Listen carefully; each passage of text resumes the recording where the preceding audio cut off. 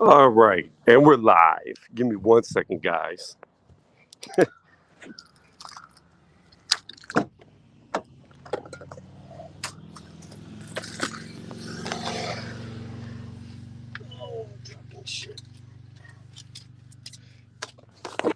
All right, and we're live. Yes, we are.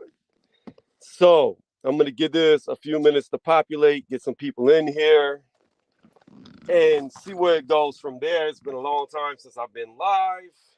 Actually, I was live yesterday, just doing a test. But we're gonna see how this goes. Hopefully, somebody will join who wanted to talk Earl Spence Jr.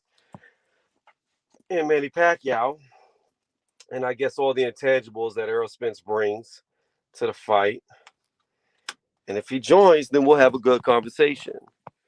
If not, then I guess we won't. But outside of that, just bear with me. Trying to set this stream up. I think what I'm gonna do is talk Devin Haney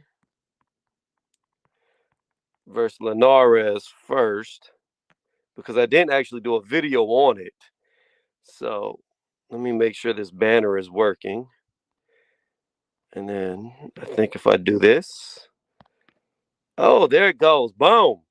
All right, so we going to actually, let me edit this banner. Let's just do like this. Make it the same. Okay, boom. All right, Devin Haney versus Linares. That is going to be the first thing I talk about. There we go. As you can see, it is scrolling at the bottom. So I'm going to just start talking out loud as if this was a real video. Hold on 1 second, guys.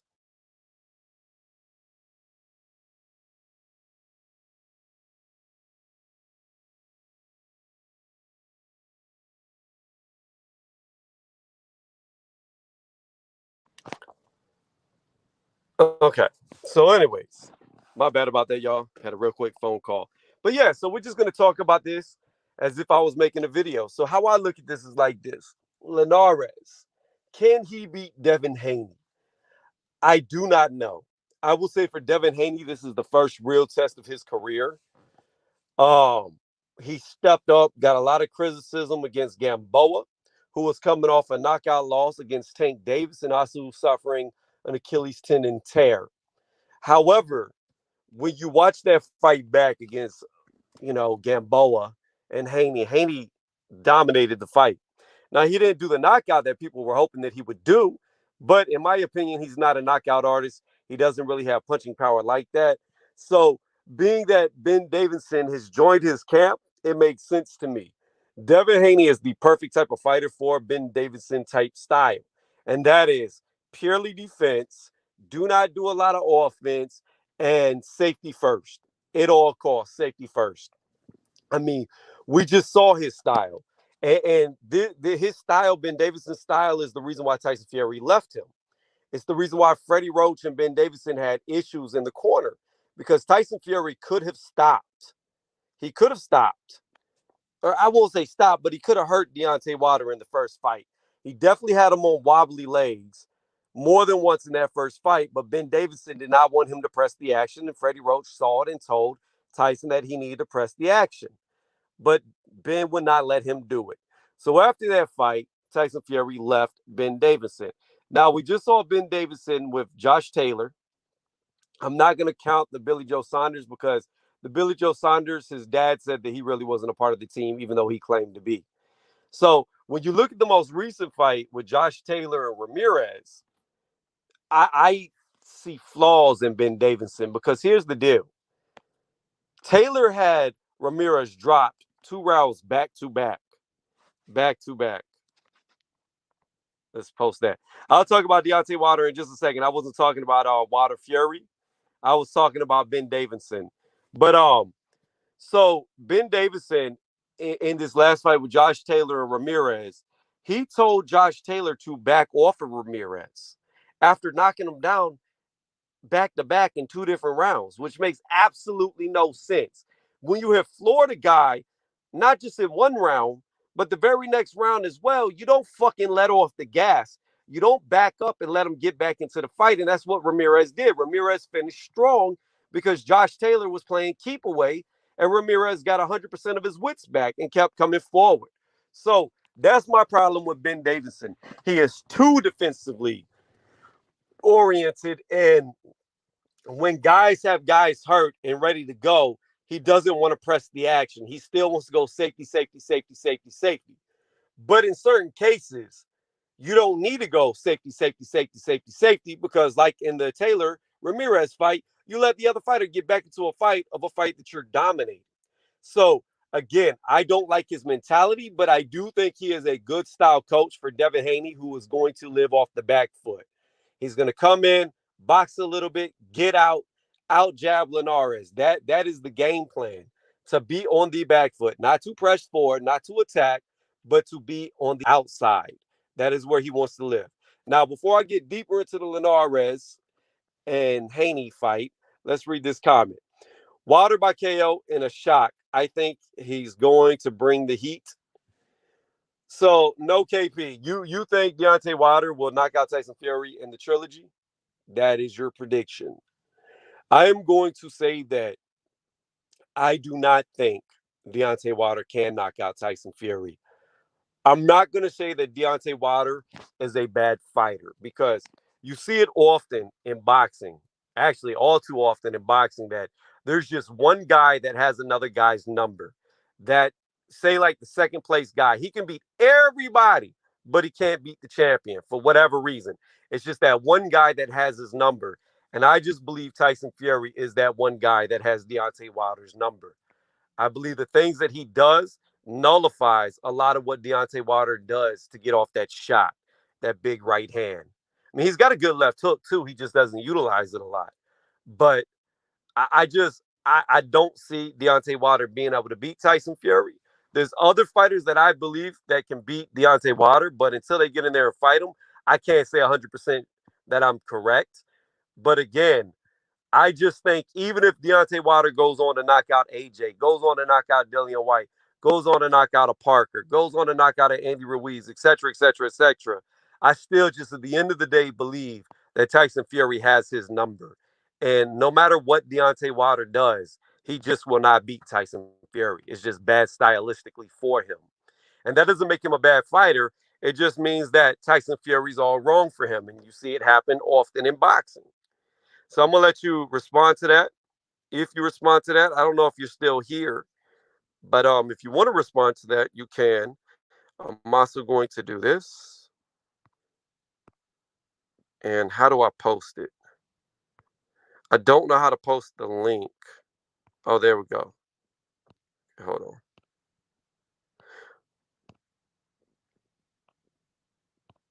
on. Hold on, Black. I'm about to post the link. Boom. Okay, so there's a link. If anybody wants to join, they can join. They can jump on. But yeah, not much, bro. What's good with you, Black? How you doing? I just got my abilities to restream again yesterday. Got an email from YouTube telling me I beat the copyright strike. So, we just testing out the waters. I had somebody who was commenting on my comment section want to go live with me about Errol Spence Jr. versus Manny Pacquiao. And I was trying to see if he was actually going to join. This probably won't be the longest live. So, I'll be on while I'm on, but I'm not going to be on for too long. I just want to give the dude time if he's actually going to join to discuss this topic. But what I was talking about was Devin Haney and Linares, and Ben Davison being Devin Haney's trainer, which I think is a very good matchup for Devin Haney. I think Ben Davison needs guys who are highly mobile and that aren't going to rely on the knockout like Devin Haney. I think Ben Davison is a great boxing coach when it comes to guys who fight like Devin Haney, because he's so defensively oriented. And against a guy like Linares, who's not the fastest, he may struggle against somebody being trained by Ben Davison to stay on the back foot, box from the outside, and circle. So I give Ben Davison that credit. I was just saying that I don't like Ben Davison with a guy like Josh Taylor because he lets guys off the hook. And that's one of the main reasons why Tyson Fury left him. But yeah, I don't know. It's been a long time since I've been on StreamYard, so I'm not quite sure if somebody does try to join how to let them on. I don't remember where it pops up at. So I'll just have to see as it happens. Plus, I'm on my cell phone. But anyways, back to the Haney Linares. So for Haney, what I see him doing is 12-round unanimous decision. I see him boxing on the back foot and all right, bro, and playing keep away from Linares. I think that's the game plan because Linares, even though he's older and even though he's not as fast, he's got really good timing and he hits hard. I mean, he dropped Lomachenko when Lomachenko was known as the Matrix. So again, you got to be very careful with Linares when you're coming in because he can counterpunch and he does have really good timing. And you know, really good timing can offset speed. That's always what they say. Power gets beaten by speed, speed gets beaten by timing, timing gets beaten by power. So that's the balance of boxing right there. Speed, power, and timing. And Linares has amazing timing. And I don't really like the argument that Linares is getting old. Oh, he's old. He's over the hill. This isn't legitimate if Devin Haney beats him because he's old. No, fuck that. This is the hardest test of Devin Haney's career. This is the hardest fight of his career on paper. It may be the easiest fight whenever he gets in the ring, but on paper, this is the hardest fight of his career. So I'm not going to discredit him by saying that he's fighting an old Linares. That's bullshit. Because at the end of the day, an old Linares is still better than anybody he's ever fought. And this is still a huge step up in competition. This is a huge step up in competition. And that's pretty much why I didn't do a prediction video on this fight, is because I really do not know who would win this fight because it's such a big step up for him. Like it's night and day to the competition that he's been fighting. And he said, type KO, Alabama Slammer. He's still talking about Deontay Wilder. Hold on 1 second.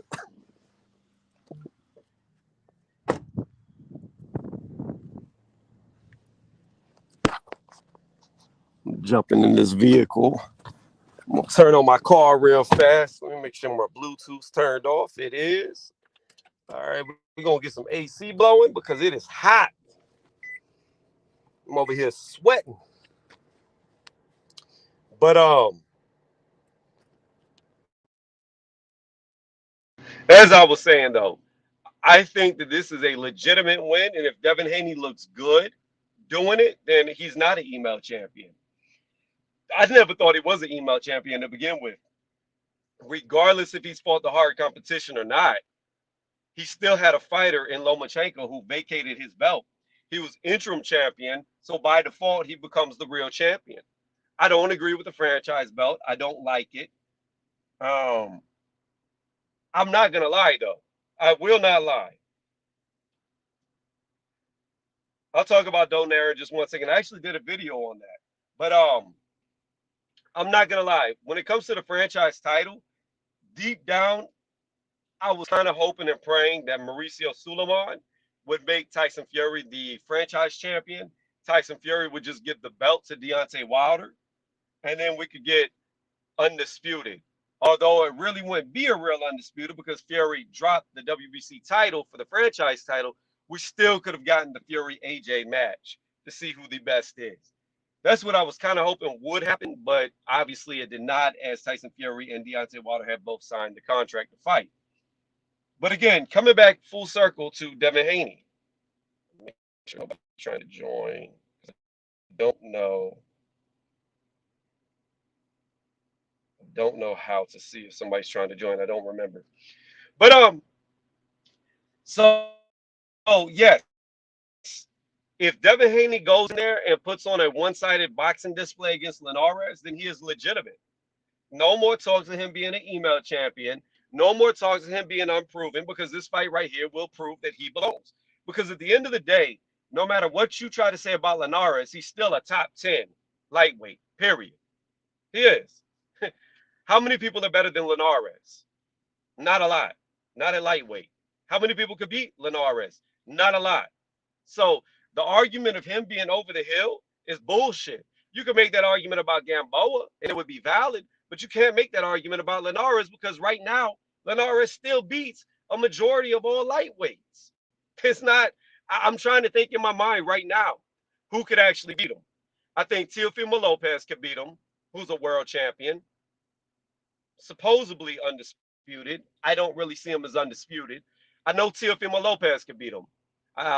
Luke Campbell could beat him, but I don't think Luke Campbell's even in lightweight anymore. I think he's moving up in weight, so that takes him off the table. So let's deduct Luke Campbell. So you have Fortuna. I don't know how Fortuna and Linares would go. I think Linares has a good shot. So we'll just say Fortuna could beat him. Let's just say Tio, Fortuna, maybe Ryan Garcia. I don't know because Ryan Garcia pulled out of the Fortuna fight and then he got dropped by Luke Campbell. And I know Linares can hit a hell of a lot harder than Luke Campbell. So I can't say for sure that Ryan Garcia would beat him. Lomachenko, I still believe could beat him. I don't think Nakatani could beat him. If Verdejo dropped Nakatani like he did, I highly doubt that Nakatani could beat Linares. So again, just going off the top of my head real fast, what's going on actual facts? You can join if you want to. Hold on. I see somebody back there. Give me a second. I'm trying to figure out how to add you. I haven't live streamed in a long time. Boom. Add the stream. Let's see. What's going on, man? How you doing?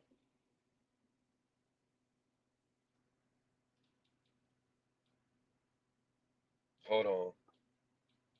Oh, shit, I think my Bluetooth's on. Shit. Hey, say something. I don't hear him talking. But anyways, I'm going to keep going with what I was saying. So, yeah, I don't think there's a lot of lightweights that could beat Linares. So, again, with that being said, hold on, Black. I got you. I'm going to add you. All right, there goes Black. What's good, fam? What's going on, man? How you doing? Good, good. Thanks for having me on. Hey, can you hear me? Can you hear me? You gotta turn your audio off, fam. Your background. We won't get copyrights and all that. Can you hear me? Yeah, you good, Yeah, I fam. can hear you. Okay. Hey, what's going on, Tony Reviews, man? What's going on with you? How you doing, man? Welcome to the channel. I'm doing all right. You remember me in the comment section? Yeah. I was waiting for you. Yeah, I only have a little bit of time because I'm actually in a barber shop right now, so I got to get my cut. So when I gotta go up, I gotta go up. So I'll make my point clear. Right.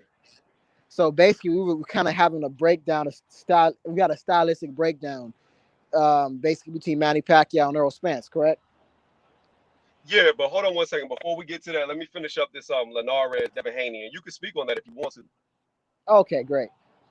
So basically what I was going over is I was just saying that this is a legitimate win because whenever I think about the tops at lightweight, I don't think a lot of the guys could beat Linares. So I think this right here is the biggest test of Devin Haney's career. And I think it's bullshit that people try to say Linares over the hill because whenever I think about the other fighters at the top, I don't think a lot of them could even beat Linares. So this is a big win for him if he gets the win.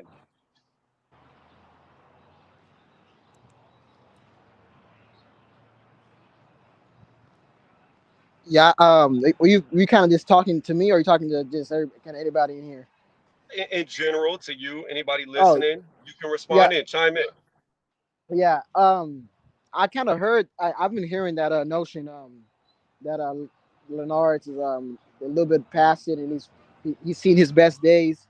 I'm not particularly too sure.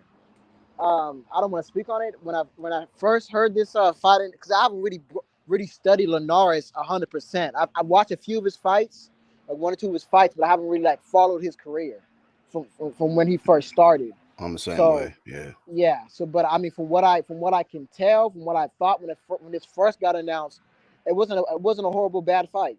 So I'm pretty much for the most part, I'm in agreement with you. What about you, Black? How you feel about the fight? As far as my prediction, I predict that Devin Haney will box a unanimous decision victory over Linares, and Of course, on paper, Linares is supposed to be his toughest competition. You know, former champ. I think what 3 4 weight classes. So um, it should be. You know, it's supposed to be his toughest challenge. But I think if Devin Haney can box smart and you know be sharp on his defense like he normally is, I think that he'll frustrate the hell out of Linares and just box him, outbox him easy. But I think Linares is tough enough to go the distance. Definitely think it's going the distance, but I think the biggest factor here is Ben Davidson, and Ben Davidson, that's all he teaches is defense and movement. So I don't think, especially a guy who's already as talented and as fast as Devin Haney is, I find it hard to believe that Lenarez is going to be able to seek and destroy against him, especially with the new trainer coming in, who that's what his main focus is to play keep away with his fighters. So I agree with you. I have it a unanimous decision as well for Devin Haney winning, but I just want people to give him the credit that it's due. That the real WBC champion, when he beats Linares, is not an email champion. That this is a legitimate win.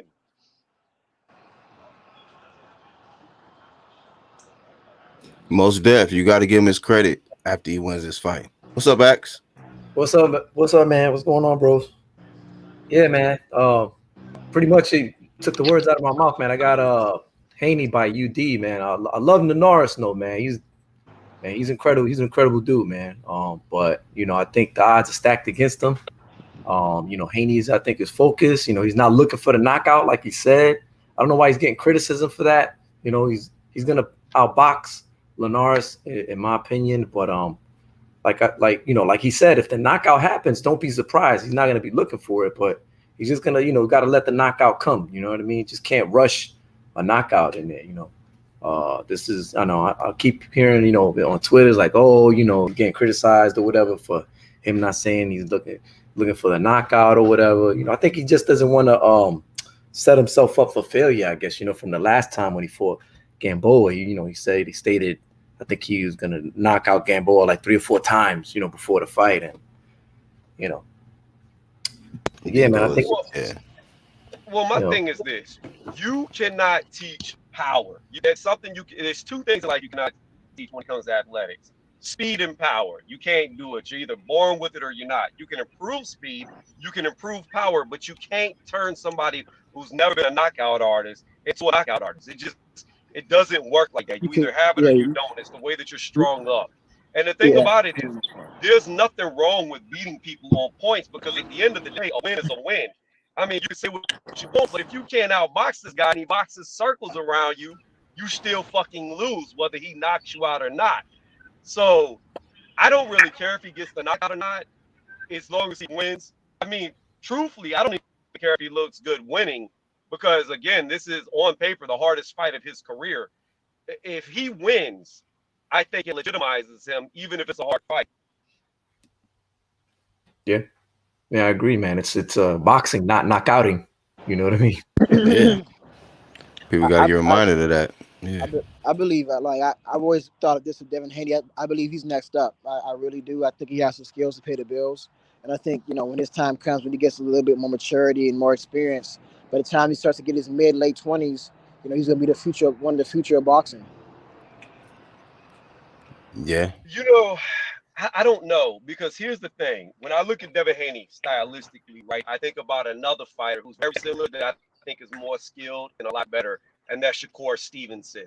Now, Haney's always remained a weight class above Shakur, but when Shakur and Haney actually are the same weight, I think Shakur Stevenson can beat him. I see. I have to disagree. I mean, but there's not really enough on each fighter to be like, okay, this fighter would beat that fighter. They're way too young to really make any decisions on that. But I mean, I can see why you would pick Shakur. I would pick Haney, but that's just me. And that's fine. Let me read this comment, and then we'll jump over to Earl Spence Jr., because I know you're getting your hair cut. Let me see. Tony, this is the first live I've noticed you having this week. Just in case you didn't catch it, my friend Scotland is motherfucking undisputed, my brother. Still celebrating. Yeah, you talking about Josh Taylor? Yeah, he did what I thought he was going to do and what I picked him to do. Beat that ass, win that fight. But shout out to Scotland and Josh Taylor. Yep. Shout out. Big champ shit. Undisputed. Solidified. But yeah, Leonard, go ahead. Make your Lenar, case for Earl Spence. Go ahead. Lenar. I'm having a difficult time. Exactly where we left off our conversation at. What do you mean? What was we talking about last? Because we were kind of I think we kind of touched multiple topics about the fight, subjects about the fight. I forgot. Do you remember what we were talking about last? Yeah, I remember what we were talking about last, and I remember what you said for your reasonings of how you felt like I wasn't giving Earl Spence enough credit when it came to the skill set. But just Oh yeah. reset. Yeah. But hold on. Just reset from the top as if we never spoke, and then that way the other people on the panel can go from there, whether they agree, disagree with you, and what they see. Okay, so you want me to basically give my prediction on the fight, basically? Yeah, go ahead. We'll just Okay. discuss it. Okay, so Earl Spence versus Manny Pacquiao, excellent fight. The reason why I feel like it's going to be an excellent fight because both fighters bring a style that the other one struggles against. They both have things in their style that the other one is going to struggle against. With Earl Spence, what he struggles with, you're going to see Manny Pacquiao with his speed, with his ability to throw punches and bunches and weird angles. And Earl at times just kind of shell up a little bit. So he's going to get off on Spence a few times. And when Spence comes in, he might counter him. With Manny Pacquiao, his weaknesses, he struggles against a really good job like a Mayweather did, and somebody who can control distance like a Mayweather did on him and be able to neutralize him. So they both bring things that each one would struggle with. And then I believe the fight again is it's going to be a good fight while it lasts. I'm either predicting a late stoppage or a UD for Spence. I believe with Manny's advanced age being out for 2 years, that it's just tipping the scales too much in Earl's favor. But I mean I would not be shocked, absolutely shocked if Manny was able to pull it off. But my money would definitely be on Earl Spence. It's going to be a great fight. And again, like I said, both the reason why it's going to be a great fight because both fighters bring something that the other one, some things that the other struggles against. So that's why it's going to be good while it lasts because you're going to see a fight for dominance in the early rounds. But I believe that again, since the Thurman fight, Manny gassed a little bit, and even during the Broner fight, he was gassing a little bit in spots. So you might see Manny Pacquiao start really gas during the second half. And against a body puncher like Errol Spence, a person who punches to the body, a body snatcher, that's not good. Because again, Errol Spence seems like a juggernaut in his style. He becomes stronger as the fight goes on. It seems like oftentimes, and he goes to the body very well. So that's going to be Manny's detriment. You made a statement stating that it's because of Manny Pacquiao's age that he's the only reason why Errol Spence is going to win the fight. And I say, well, that is part of the reason why he will win the fight, but it's also because he has some skills too. You made a comment that you said that Earl Spence Jr. doesn't really have the best of skill. Well, you didn't say exactly like that, but again, you said that you believe because it's pretty much going to be because of Earl's youth size and pretty much no skill, which I wholeheartedly disagree with. I believe that's part of it. That's definitely part of it. We cannot ignore the facts. That's definitely part of it. But overall, that's the reason why I'm picking Earl Spence Jr. for the win. If this was a younger Manny Pacquiao, then we can be talking about a different story. But we're talking about a Manny Pacquiao again that's fading and aging. Right, and that's my main point right there. And I'm gonna ask this to the other two people on the panel real fast. So here's my question, listening to what Leonard just said. If Manny Pacquiao, Lenar. Leonard, my bad, Leonard, my bad. Leonard just said, sorry about that. Your name kind of faded away. I can't read it Yeah, anymore. yeah. But so here's my question to y'all too. All right. Do either one of y'all believe if Manny Pacquiao was 32 years old on his knockout streak still, that Earl Spence Jr. would stand a chance in this fight? If he was on his what streak, his knockout streak? Yeah, like if you could de-age Manny Pacquiao, make him 32 years old going into Right, this right. fight when he was knocking everybody out, do you think Earl Spence Jr. would stand a chance in this fight? I think he gonna lose this fight, but that's just me. I think Manny Pacquiao gonna beat his ass. But All right. that's everybody. Everybody got different opinions. But I got the old Manny and the new Manny beating Errol Spence. So, but Black, to touch on that even further, you think the old Manny Pacquiao could beat him? So then you're saying that the young one would just blow him out the fucking water. That's what you believe. Blaze, stop, Okay. All quick. right. Next up to the plate. How do you feel about it? Facts. Are you still there? Actual Actual fact. fact. Oh, he probably feeding the kittens. Yeah. That's cool. So I'll He come got a back lot to of land. yeah. So that's my point right there, Lenar, is that I can't in my mind look at what Earl Spence Jr. does, right? I can't see any debate that anybody could have that he beats a young Manny Pacquiao. You're I, talking about a guy, hold on, let me finish. A guy who was already what at the time he was, well, we'll just say 8 divisions at around 30 something years old, an 8 division champion running through, knocking everybody out around the same age as Errol Spence Jr., who has had 27 fights and never even moved up in weight or became undisputed. Now you could say Manny never was undisputed, but at the same time, he beat all the who's on his way up. So he beat the guys that were considered the number one in each weight class as he went up in weight, which is, you could say it's not the same as undisputed, but it's kind of on the same level, being that he was beating the number one champions. Now, I will say this. The thing is you talk about Earl Spence Jr.'s jab and how he controls distance and how Mayweather has issues hey with Tony, that. Tony, Tony, I I mean, have to go. Hey, I have to go right now. I'm about to go in the chair. I will be back in about 45 minutes to an hour when my haircut gets finished. I'll jump back on. Will you be live? I'm not sure if I'll still be live, but if I'm not, we could always pick this up another time. Okay, I'm sorry. I would, but I'm just in the That's all barber right. shop right now. We I got good. have many things I want to rebuttal with, but I'm just have to go in the chair right now. Yeah, that's cool. You already said that as a disclaimer whenever you first got on. Go get your hair Okay, done. all right. I'll try to connect with you later. All right. I'm gonna just Bye. continue on what I was saying.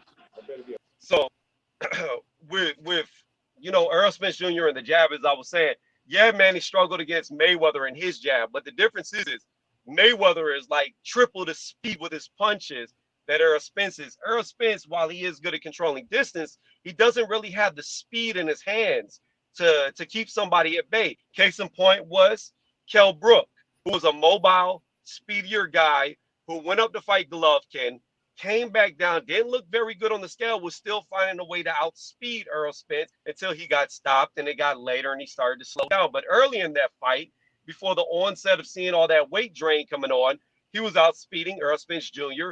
and moving around his jab with ease. When you look at a guy like Sean Porter, same thing. He was closing the distance with ease. So Manny, in my opinion, even at 42 years old, well, at least the last time we saw him at 40 years old, is faster than Sean Porter, in my opinion. So I think Earl Spence is going to have a lot of difficulties using that jab to keep him at bay and control the range, because he just doesn't look as good against mobile speed fighters. And that's 1,000% what Manny Pacquiao's, a mobile speed fighter. So if he can't control the distance, being that he's taller, when you get underneath the taller guy, you mitigate a lot of their power because they can't get the same torque on their punches when you're underneath them. Manny, being the much shorter guy, is going to be able to keep full torque. Now, I do agree that if Manny starts to slow down, like we've seen against Thurman, I think he started to slow down. I want to say it was real late, though, around the 10th round, but he was already so far ahead that it didn't matter. But I can agree that there may be issues if he slows down late into the fight. But my whole debate, or not debate, but our discussion on my thread was that if Manny can stay going full throttle for the first, say, 7 or 8 rounds, I believe he can get so far ahead on the scorecards that there's nothing Earl Spence Jr. can do outside of knocking him out that will have Earl Spence winning on the scorecards. I don't think he has the tools to deal with Manny Pacquiao. I'm going to read this question, and then Black, I'll let you talk. So can I ask you, Tony, how well has Manny or Spence done in the past facing a southpaw? I can't remember back when they both fought one or how well they did. Hold on 1 second. I don't know. I The don't know, but the they all. last time, did they say the last time Spence found a southpaw was Van Chris? Was it him? Chris Van Heerden or whatever that guy. I think he was a southpaw, Yeah, but that that might was have it. been. I don't know about Manny though. When the last time he fought a southpaw. Mm, damn, that's a good question though for Manny though. I don't know. But I mean, Honestly, can't think. they kind of offset each other though. So I don't know. Yeah, I actually like what's his name? Linares breakdown, on both on how both their advantages and stuff like that over each other. The only thing I just call into question is just like when when Manny Pacquiao started landing shots on Spence, man, and I feel like if Pacquiao get any forward momentum on Spence, we're gonna really find out. We're gonna really find out how the fight go. Because I think as long as Spence is coming forward, being aggressive and pushing Pacquiao back, I think he's got all the advantages in the world. But if he gets clipped with something and he get too respectful of Manny Pacquiao power, man, it's about to be over with. That's my prediction. See, and I'm not 100% sure that Manny's gonna hurt him because You don't think? he's a You don't big think? ass he's a big ass Yeah, man. dude, Black. Like you talking about, he walk around about. I think he said whenever he's out fight competition, he walks around like 190. So I mean, that's a big ass dude. But And I mean, everybody we're say Yeah. Pacquiao hit hard though, bro. Everybody. yeah, but you got to think about this. The last guy that Pacquiao knocked out was Matisse, and Matisse is not even a true welterweight. He moved up to He be a didn't have to knock welterweight. out. He dropped Keith Well, yeah, and yeah, pulled out yeah. a decision over him. So No. I'm not taking that away. But what I'm saying is, he did drop Keith. You're right. I think he's the first one to drop Keith. But at the same time, Keith had been out of the ring for what? Almost 3 years. Fought Lopez, looked like trash against Lopez, and then got in there with Manny and got schooled. So, I mean, we're not talking about the same Keith Thurman before all the injuries. You know what I mean? Like, I don't think Keith's the same fighter that he once was. I'm not taking anything away from Manny's win, but my thing is this. This is my only point. I can only think of maybe one or two true welterweights Manny Pacquiao's knocked out. Like ever since he went up to 147, whenever he's fought guys who were natural 147-pound fighters, he hasn't knocked any of those guys out. He's you beat them said all true on welterweight? points. Yeah, true Yeah. welterweights. If you look at true welterweights, that's where all his knockout reign pretty much stopped. Now he was still dog walking people, beating their No, ass. Hatton was in 140. 47. No, Oh, Hatton was he moved one? up. Oh, he did start 1 4. I forgot. Yeah, Yeah, yeah, that's what I'm forgot. saying. Like, if you actually look at Manny Pacquiao's record, his knockout stopped when he started fighting natural 147-pound fighters. All of them do though. A lot of them, man, when they get to that start fighting top, them knockouts stop. So yeah, Keith stopped too. Manny stopped. Floyd definitely stopped. Yeah, he came up from yeah, Hank, To yeah, answer, hold on came one from second. 140. Yeah, he did. He came from 140. He fought Mayweather. That was his first fight at 147, and he fought a bum. I can't remember who he fought. He fought somebody, beat him, but it was a hard fight, and then he fought Pacquiao and got slept badly slept. But do I think the southpaw will be a factor for either guy? Man, I If it is a factor, I think it would be more of a factor on Earl Spence's side and Manning's side.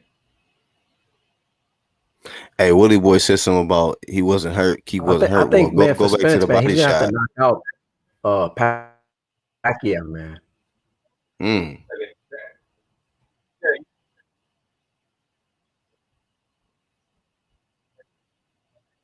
Hey, actual, say that again. I think he got delay, but he said he thinks Spence gonna have to knock out Pacquiao. That's what he said.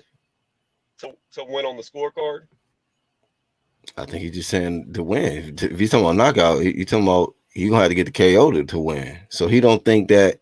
If that's basically implying to me that Spence can't out point Pacquiao for decision. He can't win a decision versus Pacquiao.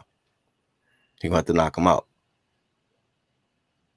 Holy Inferno, he said what? He not knocking down or knocking out Spence. All right, if he get dropped, I'm gonna remember Holy Inferno. He's gonna be like, okay, Pacquiao dropped this man at least.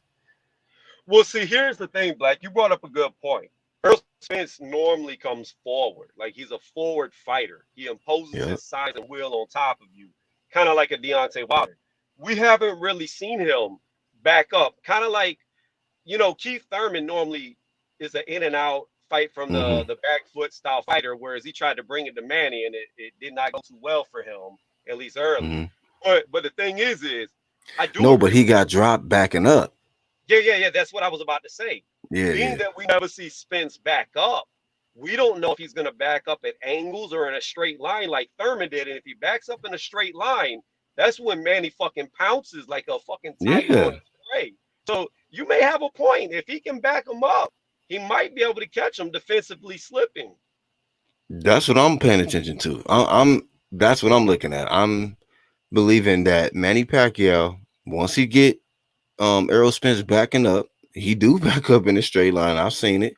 And Manny don't throw 1 or 2 punches. He throw like 4 or 5 straight shots, quick. And some of them shots gonna be getting through. And when them shots start getting through, that I'm gonna see how Spence gonna respond. And they say, everybody got a game plan until you get hit. And when you get hit by Manny Pacquiao, we'll see. We're gonna see. I mean, I get it. He a big dude at 47, but he said he got hurt by Porter. He admitted that. So if you getting hurt by Porter, I know when them Manny Pacquiao start hitting you, you gonna feel it for sure. Um, let me ask you this because you keep up with this a lot. Are they doing VADA testing for this fight? Because I haven't seen anything about testing. I just checked the Twitter page yesterday and shared it on the channel, and they're not on there yet. And Victor Conti out here like Takashi, basically like, is anybody going to report anything on Spence and Pacquiao? Are they going to do testing? Can you get back to the boxing world? Thank you. I'm like, So, damn. so check this out. Earl Spence Jr. was very delayed on actually entering the WBC clean boxing program when they first started it. Like he delayed on it for a very long time before he got in it. So here's my question to you. If there's no VADA testing for this fight, do you think it benefits Pacquiao more or Spence more? Pack. If it's no testing, pack roids all the way. Hey, I'm gonna tell you like this, Tony. Hey, Keith tried that shit, and Spence think he better than Keith, like in his mind, because he's like, okay, I beat Chris Algieri, I beat Danny Garcia, Sean Porter, and all that, and he was like, and I'm about to beat Manny. He can do whatever he want. The Keith said he can do whatever he wants. So we know who the A side is. Okay, look, their game said no testing, one test after the fight. I can't deny nor confirm, but they not on Twitter page yet. Twitter will report it. They'll say thank you for joining our program. We welcome you into our program at whoever and at whoever. We ain't seen it yet. See, that's the thing, and this is the thing about it too. So let's come up to the drug of choice of people, clenbuterol, right? That would be if I was going to fight somebody and I knew I had no drug testing until after the fight, I would definitely be on clenbuterol because I know how short the half-life is. I know I could pop that pill the day before the fight, get tested after the fight, and it not even be in my fucking system. It'll be in and out within 24 hours. Well, it'd be longer than that. They probably get tested, like 36 hours after their testing? Like say you do it at the start of the day, it'd be late at night. Nah, you're probably looking at damn near 48 hours. So if you pop the pill the day before, because they're gonna fight late, they're probably gonna come out at like 11 at night, wherever they fight. So yeah, you got a good 48 hours. Hell yeah. Endurance for the roof. Definitely not gonna get tired. Be on them fucking steaks that Canelo eats. But yeah, that's what I'm curious about, because I will say this. I know a lot of people have questioned Manny Pacquiao about, PEDs, but he has taken a lot of tests and he has never failed a test that he has taken. He don't be doing them VADA tests though. He done the USADA though. I have yet. I can't remember last time he didn't done any. You can go on Twitter page. When the last time they didn't welcome Manny into a VADA program for any testing? I mean, I would like to see that. So I agree with you there. He's never failed a test, but I don't think he's ever even took a VADA test before. It's been USADA. Hey, Black, look here. This is perfect for you. The WBC. Go ahead and read that comment right there, because I know you love Mauricio and how they flip-flop over their regulations. So go ahead and answer that for them. So he says, Spence has a WBC belt. How can there be no VADA? Please explain. I don't understand. Look, this is my comment. I'm going to throw another name at you. The Jermell Charlo versus Brian Castano for Undisputed, also WBC champ. They're not on the page either. So Hey man, all them question marks you got in this sentence, I got the same shit going on in my brain. You know what I mean? They didn't totally remix this whole shit after this pandemic lifted. The gates lifted back up, and they coming in and act like Vada don't exist. So yeah, man. See, oh, he said So Insac. That ain't Vada. So I don't know what that is. yeah, I will say this: that every time you see people popped, it's normally Vada that pops them. It's very rare that you see another organization, Mhm. pop fighters. It's more than often it's Vada that catches them. Yep. Yep. I like look what LaRon said. Miller never failed a drug test until like five in a row. Wait, real quick. And then Gene Pascal never failed a test until he had 3 hot fucking steroids in his ass. Like, damn, like out of nowhere on the What was the biggest third stage of one? his career. I Hmm? heard the two. I heard the trend, the mask. What was the other one?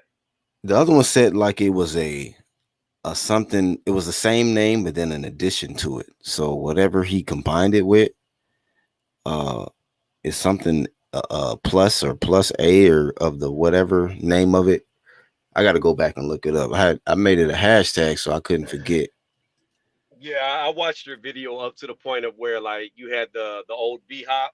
They was like, take the drug test, take the test. So you're not gonna take the test. They want to know. They want to know. Take the test, B hop. B hop pushed the dude Dog, man.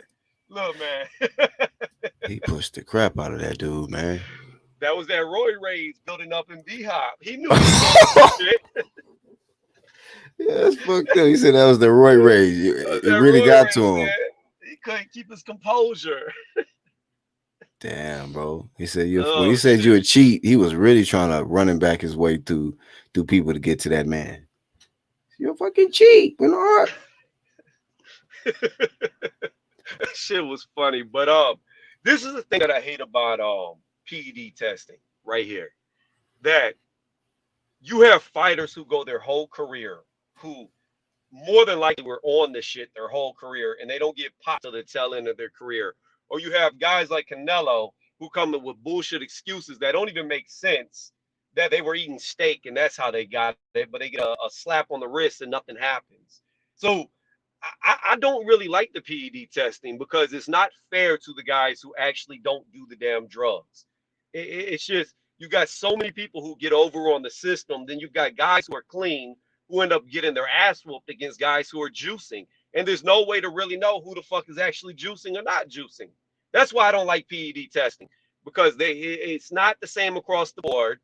I've seen and I have not verified this, but I've heard people talk about that Anthony Joshua got a waiver to like the levels of his testosterone, and I think that came from Dillian White saying that, but I never actually saw that actually happened. But if they're giving out waivers, I know they raised the clenbuterol levels But for how did he? He Canelo. never proved that. Like I remember Dillian White when he said it, but that just came from Dillian. You know, he Yeah, yeah, never. but that's what I'm saying. That's what I'm Yeah, saying. Like, if it is true that they are elevating levels of what should be the norms to now not be the norms, but they make it the norm, that's bullshit. Like, it's just, it's bullshit. It's, I really feel like top premier fighters get away with a lot more shit than yeah. somebody trying to come up out of nowhere.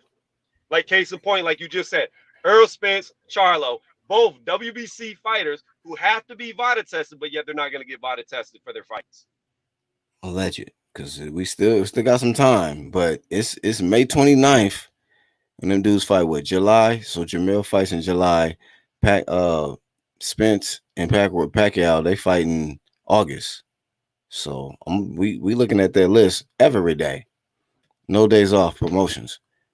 Wooly, to answer your question, no, it goes deeper than that. It's not just their champions that have to be tested by VADA. It's anybody within the top 10 rankings. So if you're a Top champion, you get 15. tested. Top Yeah. 15? Okay, they extended it. It used to be just top 10. So yeah, there you go from black. The top 15. So that means 16 fighters, counting the champion, all have to be fucking tested just to be in the top 15 rankings. But you know what, Tony? What I feel has happened since everybody came back after this pandemic. I feel like now it's voluntary. So you when you have a fight, a fighter or the promoter or somebody can put up the extra money from the purse to hire, VADA to do their job to make sure that it's a clean event. But a lot of these dudes not even putting up their money for it. But you got guys like AJ who put up the money for it, Dylan White, Demetrius Andrade, Canelo. It's guys that are actually paying every fight for VADA to test. Now, the only thing that's also questionable is the minimal amount of time that, like, dudes will be like, they'll hire VADA, but they'll hire him like 4 weeks out from the fight. It's not a lot of time of testing, man. 4 or 5 weeks. Come on. Well, not just that, but like let's say they have a 2 month training camp, right? And then let's say they get tested 4 weeks out from the fight. They could literally be on any type of steroid they want, say a month before they go to training camp, a month in training camp, and then come off the shit 4 weeks and then take that 4 weeks prior. Because, like normally going into a fight, they have a lot of press tours and all that shit. So like the last Mhm, month, they're really not training like that. They are, but they're not. So mhm. while they're doing that testing, they could already be on their off cycle and it'd be completely out of their system and still be having the residual effects from doing it. Like that's bullshit to Mm. me. It should be your entire fucking training camp from the time that you sign the Right. contract. Fuck that. Before you go to training camp, from the time you sign the contract to the time the fight ends, you should be tested if you're going to do testing. Yeah. Said he paid Usada? Damn.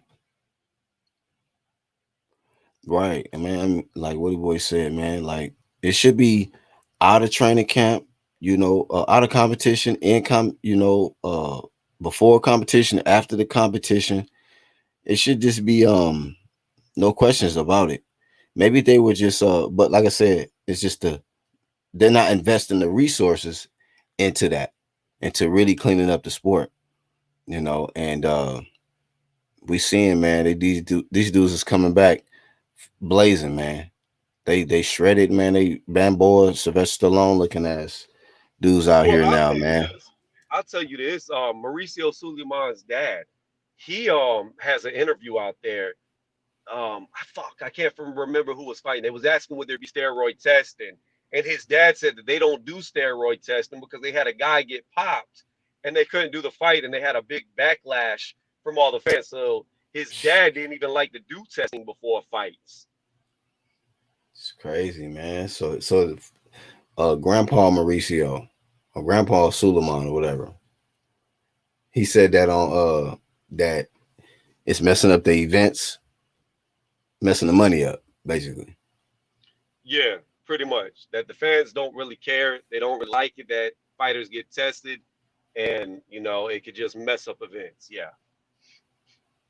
That man act like he gonna speak for all the fans. Fans don't like it when athletes get tested. It messes up everything. What kind of shit is that? That's the most manipulative shit, dog.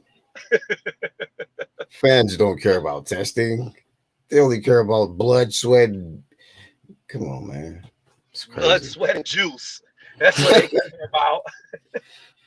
Blood, sweat, and cleanse the wall. But yeah, But man. yeah. So I have to keep up to date through you because I know you stay on the VADA. Like you quick to call them out when they don't do the testing for the fights. But I mean, you got to think about it like this: like VADA saves a lot of fighters because look at Anthony Joshua. If he would have gotten there with Gerald Miller because he lost to Andy Bro, Ruiz, he would probably we've been been dead. fucked up. Been murked. Like that was not AJ's night. And if he would have gotten there with Miller, it would have been a lot uglier than what fucking Ruiz did. Man, he would have been trying to murder AJ, bro. Especially out there in New York. Remember, it was gonna be in his homes. He was gonna be in New York. Where he from? Madison Yeah, Square Garden. You yeah, imagine if you would have went in there and clipped AJ and got him hurt? He would have went crazy. He probably would have stomped him out as soon as he fell and jumped on the ropes and just made a scene. Like it would just be bananas, bro. bro. So But Miller was so stupid though, man. This dude, like, he didn't even try to hide the fact that he was on steroids. Like, you see him taking pictures. He over there taking pictures with bodybuilders, power lifters. Like, what the fuck are you doing, bro? Look at the company you keep. Like you got guys Yeah. that necks are as big as your fucking leg, and you like 320 pounds, and they necks the size of your leg. Like you ain't fooling nobody. These are your friends. This your homies, bro. Y'all hang out. Oh, okay. That's like automatic investigation. Like, what you thinking about? Man. But I'm not even gonna lie to you. I always thought there was something funny about him because I've never seen a guy who's 320 pounds that could throw as many punches as Manny Pacquiao every single fucking round and never get tired. Like that shit didn't make no fucking sense. That man said, I actually have better stamina when I'm at a heavier weight. I'm like, what? I've never heard nobody come in there talking about, I fight better when I'm heavier. I'm like, oh, okay. That's why you fighting. Your stamina ain't going away because you on that other stuff. Holy Yeah, Inferno, hey, bro, that man did look juiced up in that fight. Damn. What you but you think know about what? that? I'm gonna say this: if Adrian Broner would just let his fucking hands go, he would have beat him easily. Like Yeah, man. the dude can fucking fight, and he can take an ass whooping because his face, he's just a fucking punching bag. Like he just guards up and takes hits. And then he'd be like, he goes to his corner talking about, did I win that round? Did I win that round? His corner be like, yeah, yeah, you won the champ. You won the champ. You looking good, champ. Like, bro, you ain't even threw a punch. How the fuck you think you won the round? Damn, that is AB to the T right there. Damn. I won that Like, round, right? every single round, he say the same thing. I won that round, right? And then it's gonna be like, yeah, you got a champ. You did a champ. He loses. You up on all the cards. Right. Easy. You boxing them easy. Yeah, be lying to they fighters, man. That's fucked up. But yeah, Bro, Jesse Vargas do be having a lot of bumps though in some of these fights. I ain't gonna no, lie. I tell you who had fucking acne out the ass. And I don't normally watch MMA, but Usman, whenever he weighed in against Masvidal, that motherfucker had pimples from the back of his ears all the way down to his waist. And Damn. I'm thinking to myself, man, I know y'all are not allegedly y'all aren't testing these fighters. I know y'all can't be allegedly not testing them. Yeah, y'all can't allegedly I be out here doing this type shit, man. This man got new acne, man. Man, he Shit. had acne bumps on top of his acne bumps. Like that shit didn't make no sense. Like how the fuck your acne Mutated. got acne? How your acne start mutating, man? This is some different. But yeah, man, Oh, these dudes. motherfucker. He was over there growing the damn Master Splinter and Ninja Turtles on his back. Like that shit didn't make no fucking sense, Somebody bro. spilled ooze on that man. It's fucked up. Hey, hey, but you know who else had hella acne, man? That dude, when they had the Puerto Rican card with Berlanga, and they started off with a whole bunch of Puerto Ricans. That young Puerto Rican kid that came in and got the KO in like the first round, I was like, nah, bruh. That dude had acne all around, swirled around the neck, the ear, forehead. I'm like, nah, bro. This y'all can't be serious. And they kept the camera on this man when he was in the back, still celebrating. I'm like, y'all really gonna keep the camera in his face with all of this With disgrace? all of this, So yeah, man. Vada or nada, that's what I say out here. I agree with what you think about Berlanga. You think he's gonna be anything good, or you think that power was highly overrated?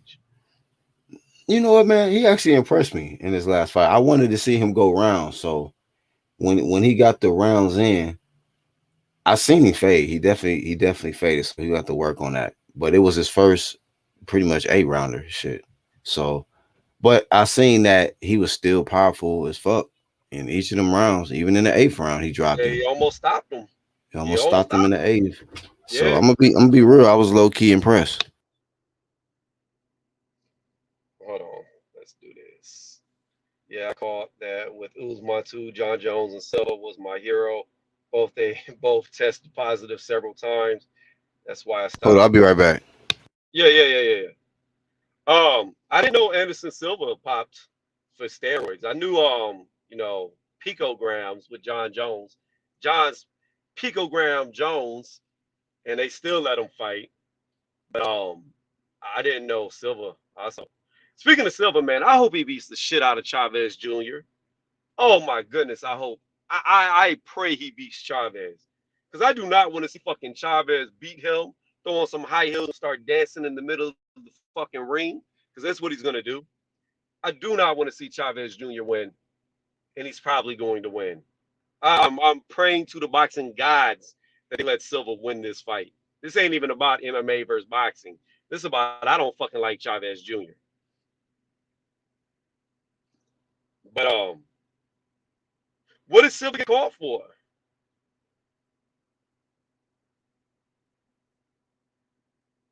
But again, like I said, Inferno, it's always funny to me how these like premier fighters never get caught for the shit. Because if you think about John Jones, he never got busted for anything until he started getting into all that trouble, till he had to hit and run, till he got caught with the weed. Like it was all around that same time frame that now all of a sudden he's getting caught for shit. You know what I mean? Like that's what I don't like. And you see it all too often in fighting that like these big name guys, like I said, at the tail end of the career, they always seem to get popped for it when they're not generating the same type of money. Or when they do something outside of the ring that makes it bad My business bad, wise out dog. of the ring, then all of a sudden they get popped. No, you good. Um, he says, facts. Then Chavez had the audacity saying he want a rematch with Canelo. You know what? I want to see that Holy Inferno. I want Chavez to get the rematch with Canelo so he can break his face. Like he broke Saunders' face. You know, Like, Canelo will take that fight. He'll make that fight happen again. Just to man, he'll blow say, and up. He don't even need a training camp for Chavez. he should just defend his undisputed after he beat Caleb Plant. He could just defend his undisputed against Oh, there your boy Lenar. What's up? Hello, sir. Hello, sir. Just got finished getting my cut. Good thing you Got the back Okay. Bobby on. Valentino shit. What Bobby up, though? Valentino, man. Look, hell yeah. You gotta look good for the girls, man. There it is. Hell yeah. Lined But up. but so we was kind of you guys. Well, sorry, go ahead and finish what you guys were talking about, and then we can jump back into it. Nah, we were just talking about random stuff. Did you know this? Because we brought this up while you were gone. That the Okay. Manny Pacquiao Earl Spence fight, there's no testing at the moment. Well, okay. Did that just come out today? No, it's Well, been they have. as of today, they're not in into the program yet. So Oh, there's- okay. Oh, okay. So you mean there's been no reports on it? right. Oh yeah, yeah, I know that. I haven't heard anything either. I mean, but we are over about 3 months away, so we should probably know something by sometime in June. We probably should know. If you don't know by June, then there's probably no testing. What you think about I mean, because they made some good points in the chat. I think it was Willie Boy about all WBC champions supposed to get tested. Matter of fact, all top 15 all I year heard, round. I heard that rule. Is that a legit rule? Or if you're a Heck WBC yeah, champ, you have to get tested. Okay, so that means heck that yeah. Manny Pacquiao is gonna have to get tested, then, correct? I mean, it applies to the WBC champ. Like you're not exempt from it. I mean, that was what the rule was supposed to be. But ever since they came back after the pandemic shit, it's just been like the rules have been kind of flaky, man. Because They I not because enforcing I it. because what I've heard is that if you challenge the IBF does the same thing. I've heard that if you challenge them, you're gonna have to get tested. That's what I heard Hmm. a long time ago. I'm not sure how true that is, but that's what I heard, and I think that's true. But I could be wrong on that. Don't quote me. Yeah, I mean, but what we realizing is in this era now, man, it's becoming an A side type of advantage. You know Oh what I yeah, mean? yeah, yeah, So yeah, yeah. Like yeah, yeah, yeah, yeah, if Manny don't want VADA testing, it ain't gonna be VADA testing. yeah. He can choose the testing that he want. Matter of fact, they didn't use VADA testing in the Pacquiao Thurman fight. They used the Nevada State Athletic Commission's testing that they whatever they use, but I think it was only for like a month.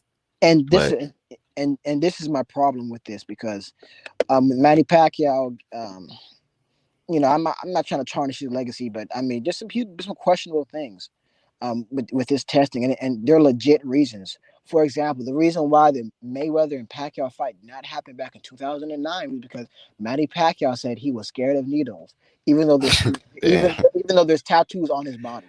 yes, sir, That that is a makes no fact. that you can look, that is in public record. Even it came out of his own mouth, but the Manny Pacquiao fanboys did not see that.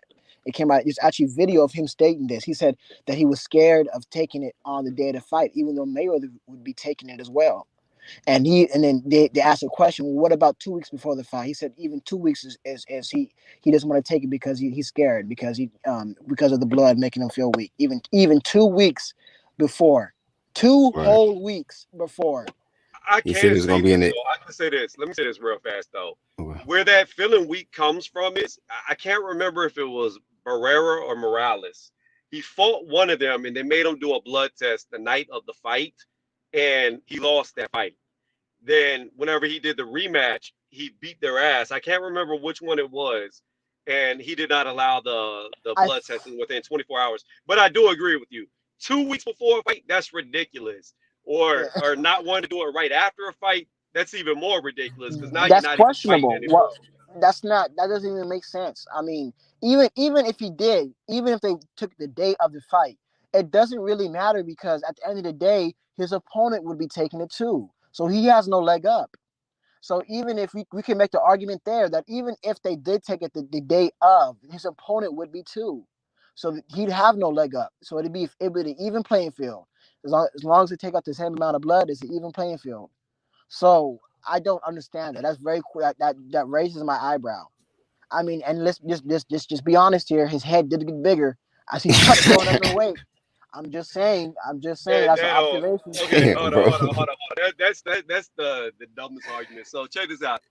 This is my career. I know all about drugs, not just what you would consider PEDs or steroids in this case, but just various drugs, right? So steroids does not make your bones grow. That's bullshit. There's only one thing that can do that, and that's You HGH. talking about the head, fluid in Yeah, the yeah, yeah, head. yeah. No. Yeah. It doesn't make your head grow. Just listen. The only thing that makes bones grow is HGH, human growth hormone. And normally the growth comes in the jawline, so it could appear that the head gets bigger. You know, your eyebrows, you could get that caveman looking eyebrows. But head growth is from HGH, not actual steroids. And I'm not saying that he was or was not on either because I do not know, but I know steroids will not make your head grow.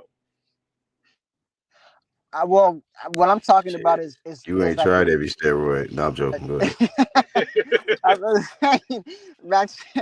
I mean, it wouldn't make sense for a man like Manny Pacquiao to take human growth hormones. I mean, I'm just saying. I'm not saying he did it. I mean, there's less evidence on that. But I mean, that's not at the realm of possibility. We're talking about a man who's climbed up 8 weight classes, and let's and that's and these and this is public record. Let's not act like Manny Pacquiao did not drain certain opponents. He was picked very well in his career. He's still all-time great, but there's certain fighters he did drain. For example, Oscar De La Hoya. Oscar De La Hoya, he did not fight at welterweight in over almost 10 years before Man, Manny Pacquiao did. It was 9 years before Manny Pacquiao drug him down. And this was after Mayweather beat him at 154 with bigger gloves. And Mayweather's not the hardest puncher. So people love to say Manny Pacquiao, even though he was knocking people out and Mayweather wasn't. Again, he was facing fighters that some of them he was fighting at catch weights and draining, and fighters that Mayweather beat first. So I'm just saying that I'm not trying to discredit the senator. He is an all-time great on my list. He definitely is. He still accomplished a lot, but there's been some questionable things, and these things have to be taken into consideration. Well, I can Um, say this: if you're gonna bring up Mayweather and talk about Manny doing PEDs, I mean Hawk is bringing up very valid points. When it comes to Mayweather, okay, so I'm gonna tell you some things that raised my eyebrow when he got in the ring with Manny Pacquiao. First off, I believe the guy's name is Angel Garcia. He brought him into his camp. Now, Angel Garcia is a trainer who had been busted several times, showing boxers how to cheat the PED testing so that they would win. He's pretty much a chemist that can change the chemicals within the substance to try to beat the test. So that that was sound like eyebrow Victor raise number Conti one. type shit. So that's eyebrow raise number one that he brought him into the camp. Number two Ah, was that for the first time ever, if you watch the Manny Pacquiao Floyd Mayweather fight, and I can't think of any other time that he did this, he refused to let them weigh him in the night of the fight. So you have no idea how much he actually weighed the night of the fight when he got on that, inside the ring. Every other fight, you can see his night of the fight weight. But for that fight, they didn't tell you how much he weighed because he wouldn't weigh in. Thirdly, he does have a point that he did take an IV filled with vitamins. Now, what the vitamins do is they go inside of your cell receptors, they saturate it. So therefore, when they do the testing, they're only going to pull the saturated vitamins out, and it will mask any type of substance that was inside of them cell receptors, like steroids. So I mean, they both have questionable things. You can't bring up one without bringing up the other. But with Mayweather, okay, that last point you brought up, see about the cell receptors. I all I can say on that is that the Nevada State Athletic Commission actually cleared him, and and then actually when I dug in and did my deep research, they actually did clear him. If I can find the article, if I don't forget, I can try to send it to you. But they actually did clear him again. But you said that again, maybe they cleared him because they only used the good blood or whatever, or however that works. I'm not a drug scientist, but yeah, they actually did clear him. And for the I have a question. You said that your second point was you said that he didn't want to weigh in the night of the fight. What is that supposed to mean? What it means is if he was juicing. So here's the thing: when you take steroids, right?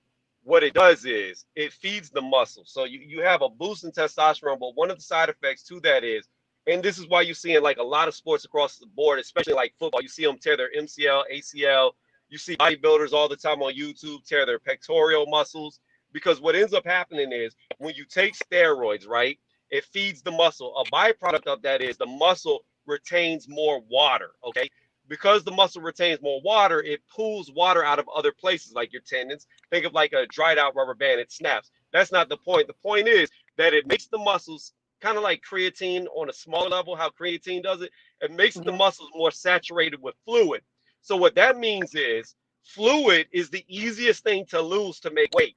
You can literally go into a sauna and lose a lot of fluid, okay? Now, when you rehydrate, you'll get an idea of how big that motherfucker actually is. So my point is this: if Floyd Mayweather's biggest weigh-in night of the fight was around 152, 154 pounds, right? And then he gets in there with Manny, and his real weight for that fight was 170 pounds. Come fight night, there's a fucking issue going on that you won't know because he wouldn't weigh in. And I can tell you that when that fight night you saw Floyd next to Manny inside that ring, he looks huge next to Manny. He dwarfed him in size. It's the biggest I've ever seen Mayweather look in the ring. Man, he looked huge against Arturo Gotti, bro. That motherfucker was shredded in that fight. So Yeah, I'm not talking so much about the cuts. I'm talking about his actual mass, his size. Yeah. You deep. You going deep on that shit though. So shout out to Tony with that shit, bro. But I'm just saying, there are certain things that will make you raise your eyebrow. But at the end of the day, if they didn't get caught on it, you can't really say they did it. So even though there are things that point to Mayweather doing something funny, he didn't get caught with it. Yeah, can you hear me? I heard you say hello. Can you hear me? Hello. Yeah, we hear you. Hear me? Valentino got some technical issues a little bit. Okay, he'll probably come back. But my only point of what I'm saying is this: if they didn't get caught on it, then we can't really say they did it. That's my only point with Manny and Floyd. If neither one have been caught, then you can't really say that they did it. You know what I mean? You could be suspicious, but you can't really put the blame on them. Yeah. Oh, he's back. Let me have it. So I don't know if I exit out, but I just said that I'm not a steroid expert. I don't do too much research on this topic. So this topic you have me beat. Yeah, so I just, I can't really say one way or the other. I just, all I can say is that I've seen some questionable things from Manny's side, definitely. And this new thing that you brought to my attention with Floyd, I'll take credence to it. But my only point with that is, and you didn't hear me say it because you were coming back, is my point to that is Manny never popped hot and neither did Floyd. So at the end of the day, there are suspicious things that have surrounded both of them, maybe more with Pacquiao than Floyd, but Floyd still has his suspect things. But unless they get popped, we can't really say they did it. Well, Floyd head never grew, so Floyd head stayed the same. Right? He said Floyd's head never. Hey, flag. That's the key right there. Oh, hold on, flag.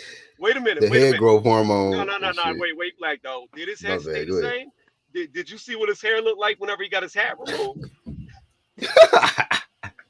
No, I'm but not I mean, talking. Yeah, them I'm that just, the I'm steroids fried that man hair from growing back bro, right. bro. I'm just saying because I remember him, his hair looking different. Like it just looked like cavemanish. Right? You know, Manny Pacquiao. I mean, it's cut now, but when he was in the Margarito fights and stuff like that, when he had his hair kind of longish, his head just looked like caveman. I'm like, that's not a dude. That's not the same head.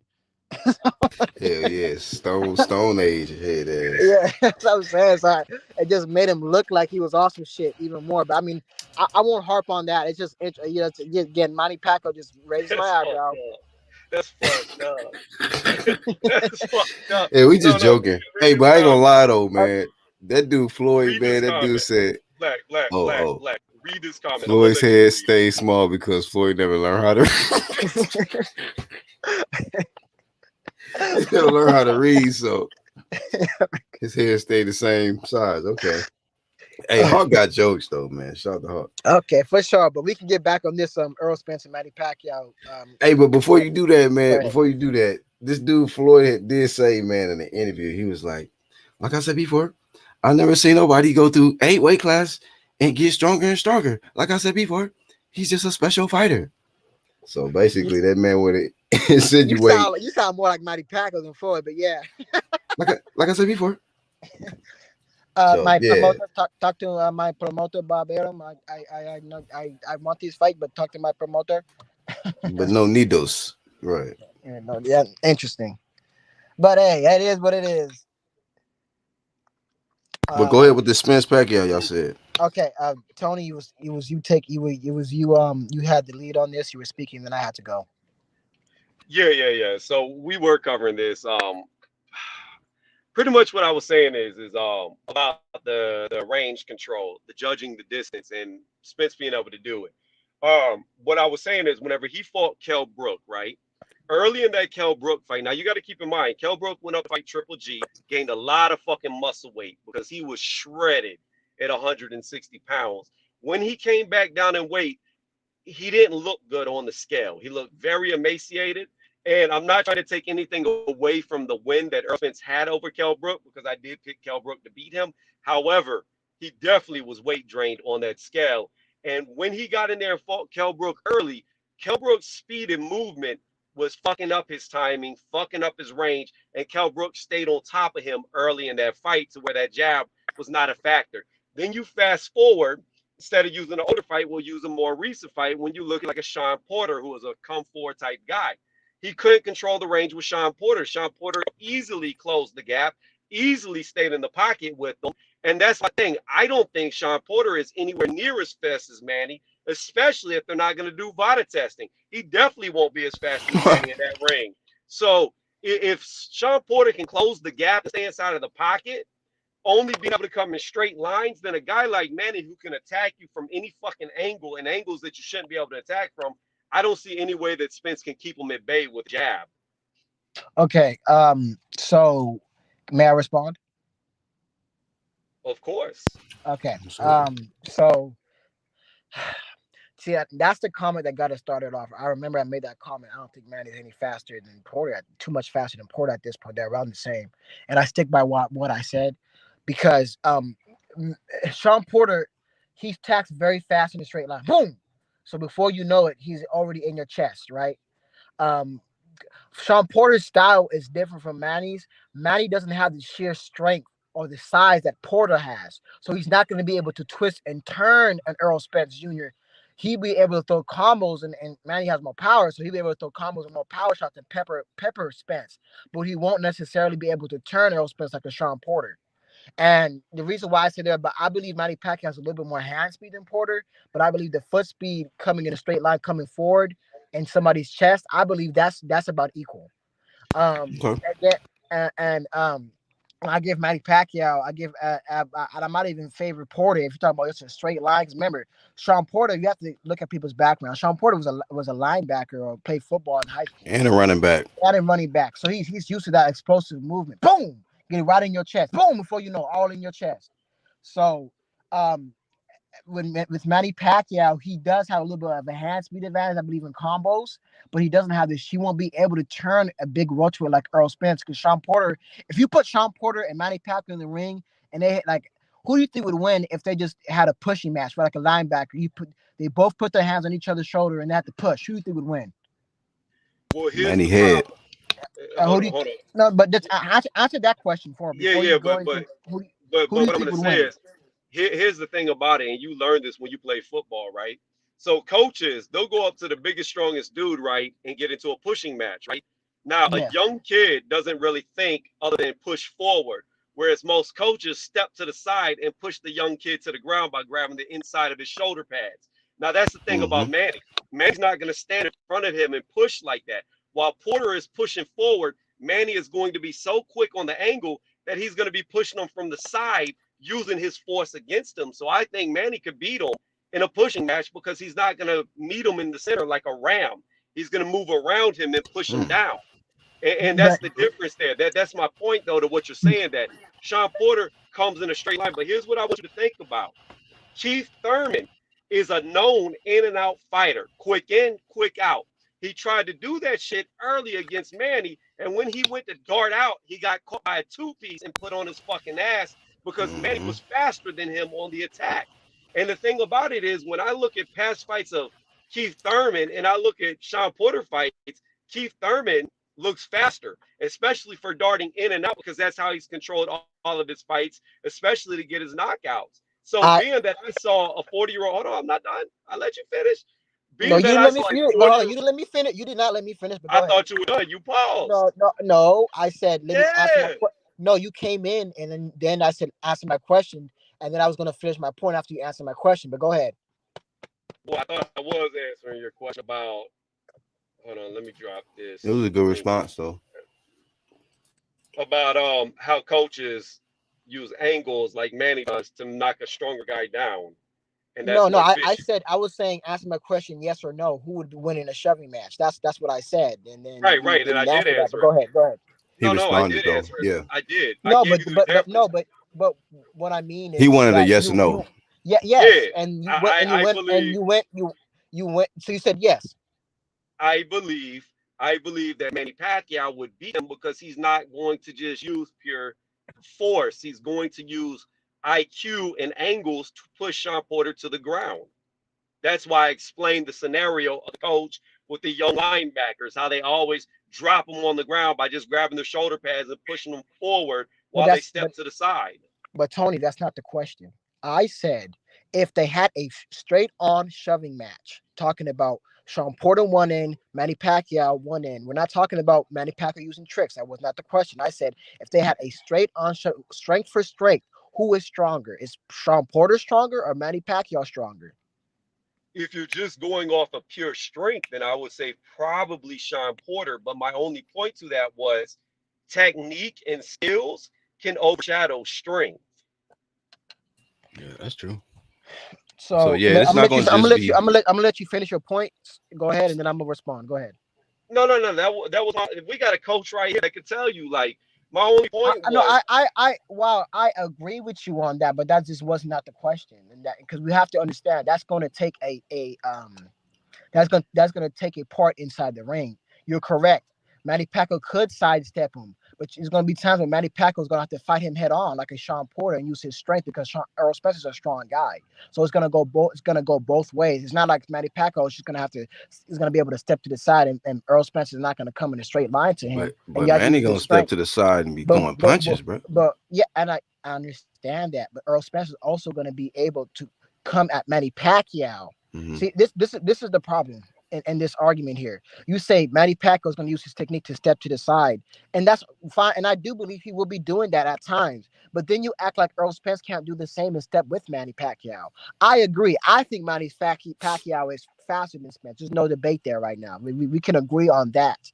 But you act like Spence is going to be sitting in the middle of the ring and allow Pacquiao to pivot like that. Remember, Earl Spence was the same guy when he fought Sean Porter. He was able to, even with Sean Porter's speed and outspeeding him in general, was still able to time him, almost was timing him, catching him coming in. I Hey, remember but there was a beginning point in the fight where Earl Spence was trying to catch Sean Porter, and he almost was catching him when Sean Porter was coming in trying to time him. So he would take a step back and swing. I think he would swing with his either his right or his left. He would swing, step back and swing, pow, with power. And that's the thing. again, if we're talking with speed for speed, Manny Pacquiao wins. But again, what beats speed? Timing. And I don't believe Spence has the greatest timing in the whole wide world, like a Mayweather or anything like that. But he does have decent timing. Again, he was timing Sean Porter enough to hit Sean Porter before Sean Porter would hit him because Sean Porter was missing a lot and Sean Porter was hitting on his side of his gloves. But go ahead. Sorry, you were gonna make a point. What's the guy's, not you, Tony, but the guy in the middle? What's his name? UGC, Black Horseman. UGC. Okay, all right. Nice to meet you, man. Go ahead. Yeah, man. But only point I was gonna make, like before you went to get your haircut, like when you dropped off, Mhm. I made this point to Tony that like we see in most of the fights where Errol's dominant, he's coming forward, aggressively applying pressure, coming forward, and that's how we usually see Errol Spence dominate and win these fights easy. When he had problems, say like we bring up the Porter. Porter had Spence backing up quite a bit in fights, and I'm not gonna even try to say Pacquiao is as aggressive as Porter and all of that. He's not, but he do have aggressive ass combinations, and he does get into those momentum. He has those momentums in rounds, those bursts that he get into in rounds where he could just do. He'll come out about 4 or 5 of them shits, and when that momentum start, when Pacquiao get into that mode, what is Spence gonna do? You know what I'm saying? And we were talking about, Tony was like, is he gonna back up in a straight line and all of that? Like, and then once you get hit, how is he gonna respond to that? Because I hear what you're saying, Lenarez. It's more like you seeing it going pretty much the perfect Spence way, you know, and I can see it possibly going that way. He just dominating them, coming forward, pressuring them, breaking them down, going downstairs, controlling them with the jab, using his size, pressure. You know, I can see all of that happening, but I can also see some things that Manny Pacquiao can do to offset Uh, Errol Spence. And when he can't be comfortable, Spence coming forward and dominating, is he going to be able to make those adjustments? and agree with you. I remember when when I got my haircut, I said when I first came on, and I said I believe they're both going to bring them problems. You know, they both bring each other some problems. Right, you said I that, don't. yeah. I could yeah. Remember, and I definitely see in the first 6 rounds again. It's going to be a war because I could see Manny Pacquiao peppering Spence, peppering him, right? But at the same Right. time, I can also see Spence using his jab to disrupt Manny. Again, we talk about Manny at his age too. We're gonna have to take that into consideration. I can also see him trying to disrupt Manny with his jab, which he's very capable of doing. Like, so that's what I'm saying. It's not as black and white here. It's gonna be this. The first 6 rounds is gonna be very, very interesting because you're gonna see a style clash. Again, they both bring. I want you to do some. I don't know if you probably already did it, but do some breakdown of Manny Pacquiao and what some of the things that he struggles against. Again, he's going against a southpaw, a tall southpaw, so nobody has an advantage there, and so that means Spencer's jab will be in his face, and that means that when Manny Pacquiao got timed, he got timed by Marquez. Remember when he got timed by that perfect punch, and he got timed and knocked out. Well, That's straight Spencer's right, yeah. yeah, that's straight right. And so I mean, Spencer's power hand will be in the back to time him. And that's what I'm saying. It's not this fight's kind of hard to break down. We're not gonna get into the age. We're not gonna get into the size. We're not gonna get into the 2 year inactivity. We're just gonna stick to the styles right now. We won't even mention that because we all know That that man those are the Spence Pacquiao ain't never days. even hit the canvas since that knockout, huh? No, but I want he to has say a this decent too. chin. He has a decent Let chin. me Don't get answer it. that real fast though. But Go ahead. Go ahead. Go ahead. Leonard, this is what you got to understand. Mhm. Yeah, the Marquez timing was great, right? I give Mhm. that to you. He slept on booty up in the air, right? Prison Yes. style knockout. But here's what you got to keep in mind. Prison style. Here's what you got. Hold on, man. All right, go Here, ahead. Go ahead, here's Tony. what you got to keep in mind, though. Here's the problem with that. It took Marquez 4 fights to be able to find that timing. Not only did it take him 4 fights to find that timing, but it took him having to drink his own piss, looking like he hit puberty for a second time with no testing, Well, and all them and acne bumps. and he was getting his ass whooped the entire fourth fight. And Manny Pacquiao like got complacent and did like a little hopping thing and then ran into the punch. So there was a lot of factors that led up to that shit. But anyways, back to the If you're gonna point. go ahead, go ahead, go ahead, go No, no, no. I ahead. was coming back around full circle to the point. The thing is the timing where Spence was timing Porter. The point I'm trying to prove to you is this: it's much easier to time a target who darts in at you at a straight line. because you can predict the angle of attack. You know where it's coming from, and you can get used to the speed of it coming at you. It's kind of like a pitcher throwing a fastball at you and never stop throwing a fastball. Eventually, you can time where that fastball is going to be so you can hit it with the bat. However, Pacquiao's not going to come like a fastball straight down the plate. He's going to come like a fucking curveball. So he's going to come real fast at you, and then he's going to move off angle. And that's going to fuck up the timing. It's not I going to agree be with the that. same as somebody coming in and out when they're coming from your left, your right, your back, your side, your forward. He's going to move all Yeah, around them. So that's why I'm saying that timing can be disrupted by And how then he Spence with that attacks. shell up but shit and closing his uh, eyes, bruh. um, Um, so in response to what you're saying, we act like you said this comment him coming in a straight line, even though I believe Sean Porter was coming in a straight line. Sean Porter attacks at angles as well. He smothers people, right? So one minute he's up coming straight in your chin, the next minute he might be hitting you on the side, the next minute he might be hitting you on the other side.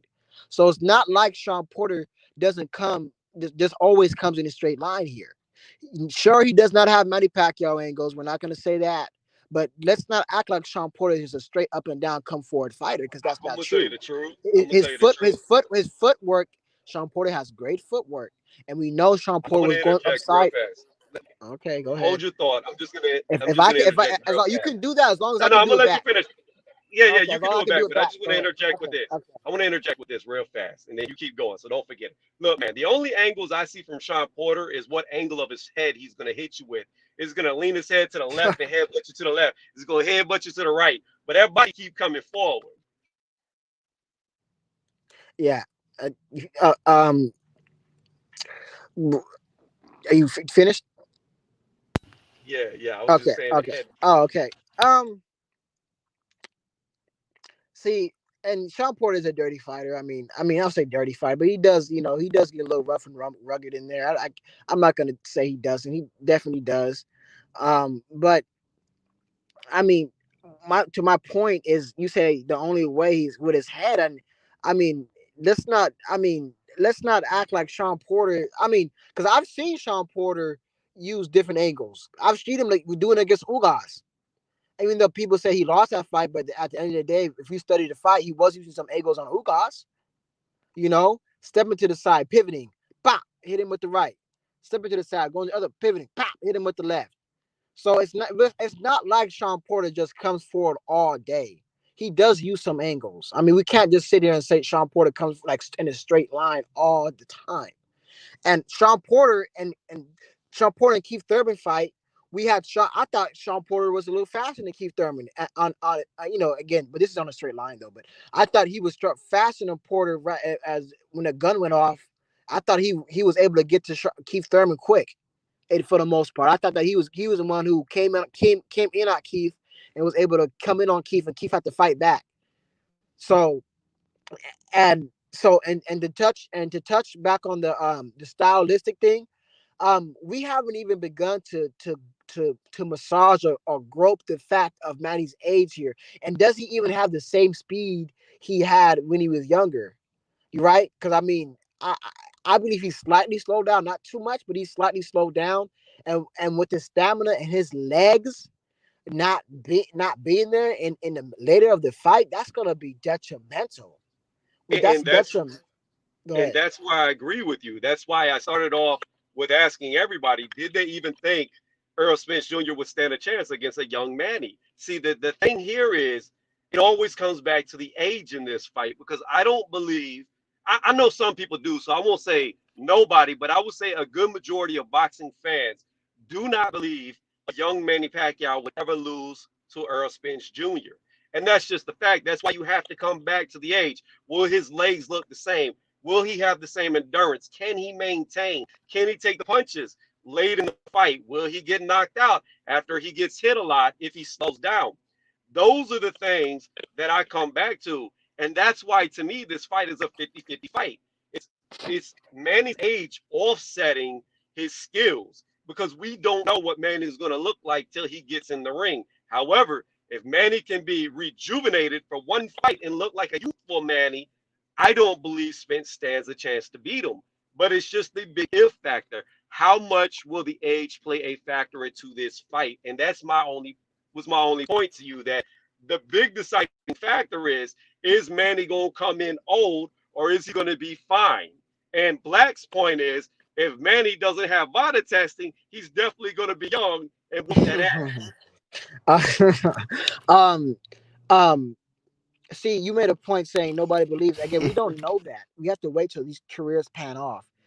These, I'm gonna give you some examples here that people, a lot of there's a big demographic who believes Canelo would beat Floyd prime for prime. There's a big demographic that believes Oscar De La Hoya would be able to beat Floyd prime for prime. I mean, he only won by split decision. There's a big demographic that believes Larry Holmes would beat Mike Tyson prime for prime. So again, we don't know until these careers pan out. We can only go based off what we know. So I'm not going to sit here and say Earl Spence would beat Manny Pacquiao. I'm not saying that, but we do not know. Again, you like to talk about circumstances. You said there's some circumstances that led up to that. Well, if you like to talk about circumstances, I understand that that does play a factor. So I like to talk about circumstances as well. Earl Spence does not have a strength and conditioning coach, Blue Ray Fitness. If anybody knew about Blue Ray Fitness was a man who got Earl Spence 11 knockout streak.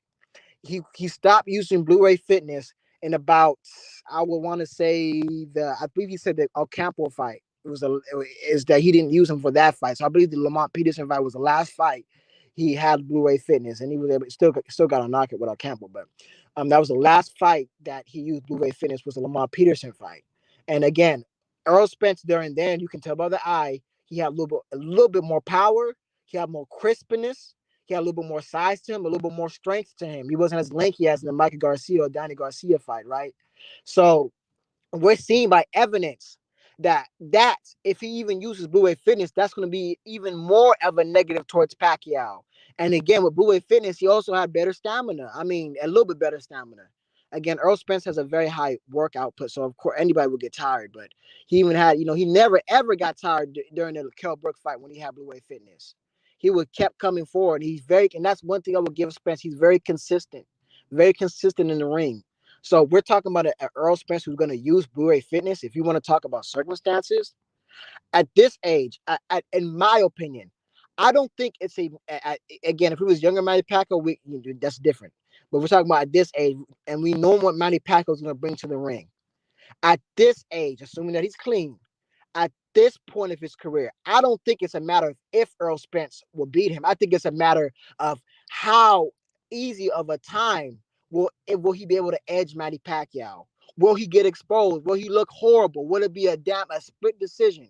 Will it be a nip and tuck type of deal where Earl Spence just have the fight of his life? I mean, it was if it came down to the last round, right? That's what I'm more concerned of. I'm not really concerned about will he win. I'm more concerned, in my opinion, I'm more concerned of how he will win. Will he get a fair judgment? For example, if he won the fight, and will the judges just give it to Manny Pacquiao? That's what I'm more concerned about. I'm not concerned about will he win it fair and square at this point. If we're talking about a younger Manny, then we're gonna have a whole different discussion here. But if we're talking about now, I'm more concerned with how he's going to win. I'm more concerned with will he just dominate again? Because you said UGC said that he doesn't know, he can see Earl Spence dominating, and he can see Manny Pacquiao as well. So I'm not concerned on will Earl, in my opinion, I'm not concerned on will he win. I'm more concerned on how he win, or will he get robbed. But go ahead. Let me Wow. respond to this real fast. What is gynocytosis? Gynecomastia is fatty tissue that builds up underneath men's nipples. So they're called, like, the nickname for it is bitch tits. So basically what you're doing is on top of your pectoral muscle underneath your nipple, you grow fatty tissue and it starts to look like you form a breast. A lot of that is from steroid use. Now, some people do get it whenever they go through puberty, but a lot of times with most men, gyno is developed through steroid use, because what ends up happening is when you're taking steroids, your testosterone goes through the roof, so your estrogen levels drop. However, the body likes to keep cohesion. So whenever you get off of steroids, your testosterone drops, and so until you start creating your own free test again. And what ends up happening is the estrogen rises. Because estrogen rises higher than it should, you start develop titties like a bitch. That's what it is. Oh, so you're trying to insinuate maybe Spence is cheating? Well, no. I was answering this question if you read. He says, "What is Gyno Oh, status?" oh, okay. Well, I'm saying like, are you? Well, Nigga I'm got asking you. Are defensive. you like? Are you like insinuating that Spence could be cheating? I'm just asking you. Are you? No, no, I'm not insinuating that at all. What I'm saying Somebody is, made Okay. a comment in the yeah, chat, No, and no, he I see. he No, was. was I seen it. I asking seen what it. it is. Oh no, I seen it. I seen it. I seen it. I thought that you were kind of insinuating because I mean, let's be honest. People have accused I Spence think of he's trying to ask you, So, Tony, who got bitch tits in boxing from your eye test. so, No, I no, so because no. to be I'm sorry. honest, I'm sorry. I thought that because people have said before that Earl Spence Jr. Has cheated. They said, "Look at his nipples." That's been one thing. I don't know if you heard that topic before. So that's the reason why. Since we were having the Earl Spence discussion, I thought that in Manny Pacquiao discussion, I thought that that's what you were saying. So I apologize. I thought that's what you meant. yeah. Yeah, So it's come up before in the past. to answer your question, I really wasn't directing that towards Earl Spence Jr. Hold on one second. Okay. Yeah, this somebody wanted to be added. Now they're gone. Anyways, I wasn't really directing that towards Earl Spence Jr. I was more or less just answering the question. But I will say this: I find it funny that you automatically thought of Earl Spence Jr. when I was explaining what the question was. Now, Well, well, if hold you hear on, what I said. hold on. Yeah, I'm gonna answer you. I'm Automatic. gonna Okay, answer you. okay. Go ahead. Automatic, you thought of his nipples like, oh fuck, there may be an issue here. But here's the deal. Like I said, oftentimes in males who go through puberty, they can develop it. And being that Earl Spence has had it for so long in his life, I don't know if that would be caused by PEDs or he just had it because, like, some boys, I think it's like 20% of males develop it when they go through puberty. He could have got it then. I really do not know. Like I said, I'm not going to say somebody's a drug cheat until they pop hot. Now, I can say things look suspicious, but I won't point the finger at them and say, you're a cheat until they actually get caught cheating. Well, if you remember what I said before, you made that comment about, I find it funny that you bring up Earl. I said only reason why I brought it up is because I've heard it's been a hot topic before. They've accused Earl Spencer of being, like, it's because, and this is more when he was knocking everybody out. Um, but he was saying, oh, he's a drug cheat because his nipples are big. But touching back on it, people who actually, and this is people who I've talked to and I've seen, people said who was close to Earl Spence said he's always had them since he was young. He's always had the big nipples, and they would make fun of. He said kids would make fun of him because of it because he had big nipples. They call him, oh, you have girl titties. Yeah, So it's people, crazy. I wish he wasn't trying to defend himself, man. I been had big nipples since I was a kid. Like, come on, Earl. We that ain't would need to be hear all funny. that. I've been. That's hilarious. Y'all hating, right? No, go ahead. I've been had big nipples, man. But I been lactate. No, I mean, that's funny. But now I've heard people close to him say that he always had larger nipples ever since he was young, and he used to get made fun of it because of it. So fun of because of it. So yeah, but he never pop hot. So shout never, out to him, never. man. I give him his credit. And And I like Victor Conti said, when y'all gonna start by the testing, we'll see. We'll see. I want to see. I want to Hey, see for this fight too. Phil, hold on one second. Phil, are you here? Yeah, Like, I'm I know here, Phil's man. been. Yeah, I don't want to just jump in on nobody, so I'm just kind of waiting my turn to cook. Go ahead. I mean, you can jump in and talk, bro. You've been silent for like a year, so I was just waiting for you to jump in. No, all right. So look, man, check this out, man. First and foremost, shouts out to the panel, everybody that's in the chat. Look, for me, I don't even know why we even talking about PEDs and Manny Pacquiao without VADA testing and all this other kind of shit, man. Excuse my language, but because I mean, look, Manny Pacquiao, as far as I know, as far as I'm concerned, he's a clean fighter, and so is Errol Spence Jr. So I think that topic for me is just that topic. I mean, I'm not gonna touch it because these guys are clean fighters. I don't think a allure of PEDs should be surrounding these guys because you actually have people that's in boxing that is using PEDs, performance enhancement drugs, and we should save that space for those guys that are actually cheating. So I'm gonna move on from that.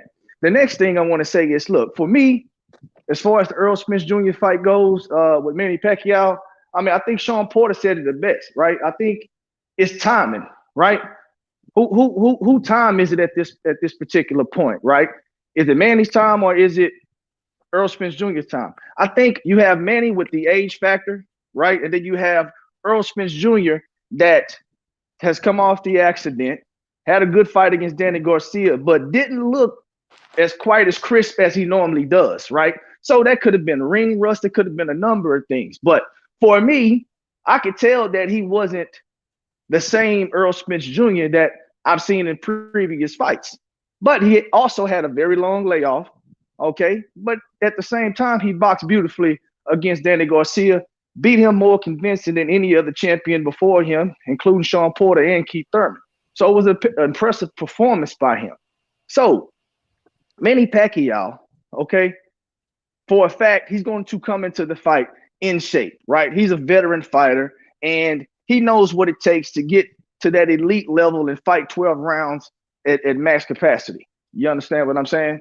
So when I think about him, his age does play a factor, but I think his preparation is always good, even at his age at 42 years old.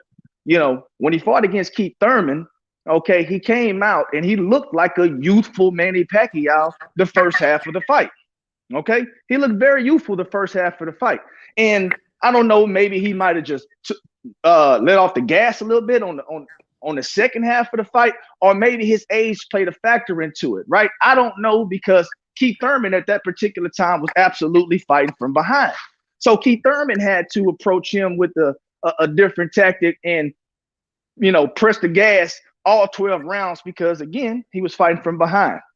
Now, Manny Pacquiao, on the other hand, is going to come in, and I believe he's seen something in these young fighters that says, you know what, I can beat these young guys. It's no coincidence that Manny Pacquiao is deciding to try to make a fight with Terrence Crawford, trying to make a fight with Earl Spence Jr., you know, trying to make a fight with these young guys. Mikey Garcia, he sees something in these young guys that he can exploit. And I think this is why he's taking the opportunity to take these fights, even at the later part of his career.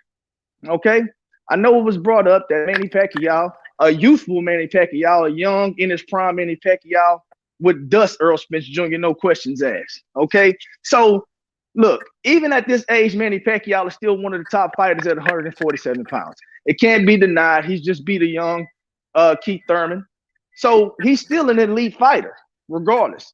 Now, when you talk about Earl Spence Jr., he, to me, his greatest asset is his fundamentals.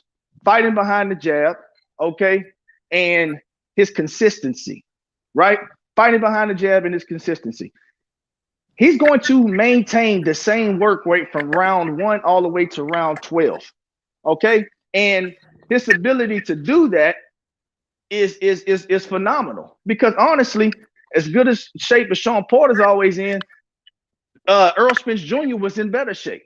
So I would like to see Earl Spence Jr. really focused in the offseason, living the lifestyle of a boxer instead of a lifestyle of a rock star, and maybe he can be even better, even more focused, maybe even in better shape than he has been in the past. So this is going to be a hell of a fight, okay? And the key to me is Manny Pacquiao not fading in the second half of the fight if he wants to win against Earl Spence Jr. And the key for Earl Spence Jr. is to maintain that consistency, put the pressure on Manny, and fight behind his jab. And I think we're gonna see a wonderful fight. Yeah, that was a good breakdown. Hell yeah. Hey, I actually agree. Like, I was saying that shit before. Like, if Earl Spence was whooping dude's ass with Ciroc in the system, what if he if he just clean up, just straight alkaline water, Gatorades and shit, he might be fucking people up real easy. So And that's what I was saying, because we're going to talk about this because Tony brings up circumstances, and I'm glad he's here because I can use this as a crutch now. So, um, um, I don't think we've seen the best of Earl Spence Jr. I really don't. I believe there's a reason why he gave Floyd Mayweather work in the gym. I believe there's a reason why he is as good. He is the truth. Again, we don't know until he starts proving it a little bit more against more competition. But again, I do think Errol Spence should be coming in 100% during this fight, because he's gonna have Blue Ray Fitness, and he had his tune-up already. So I do believe he's going to be even better. I just believe, again, but I never count Manny out, because I think I had picked Thurman to beat Manny. I don't remember, and Manny was able to edge out Keith Thurman. So we can never count Manny Pacquiao out. He always has a shot in any fight until he gets to the point where he just gets beat up because he just got old. But other than that, we can never count Manny Pacquiao out. So I'm not gonna count him out, and I'm not like most Spence fans who say, "Oh, he's just gonna go in there and just blow him out the water." No. That's not happening. That's not happening at all. Hey, if I can interject. Go ahead. Hello? Oh, hold on 1 second, y'all. Okay.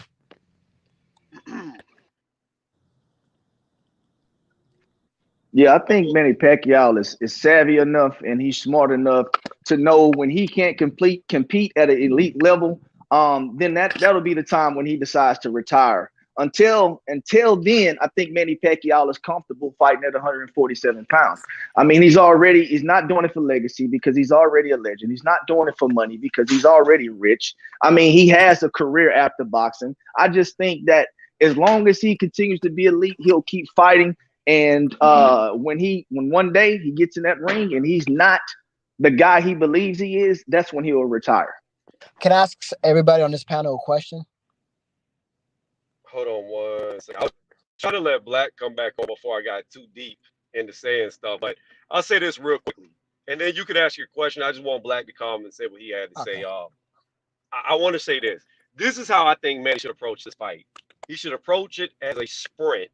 Because, like I was talking to you in the comment section, Lenar, that I believe Manny can outbox Errol Spence as long as he can stay full throttle. And I think he should focus on winning the first 8 rounds whitewash.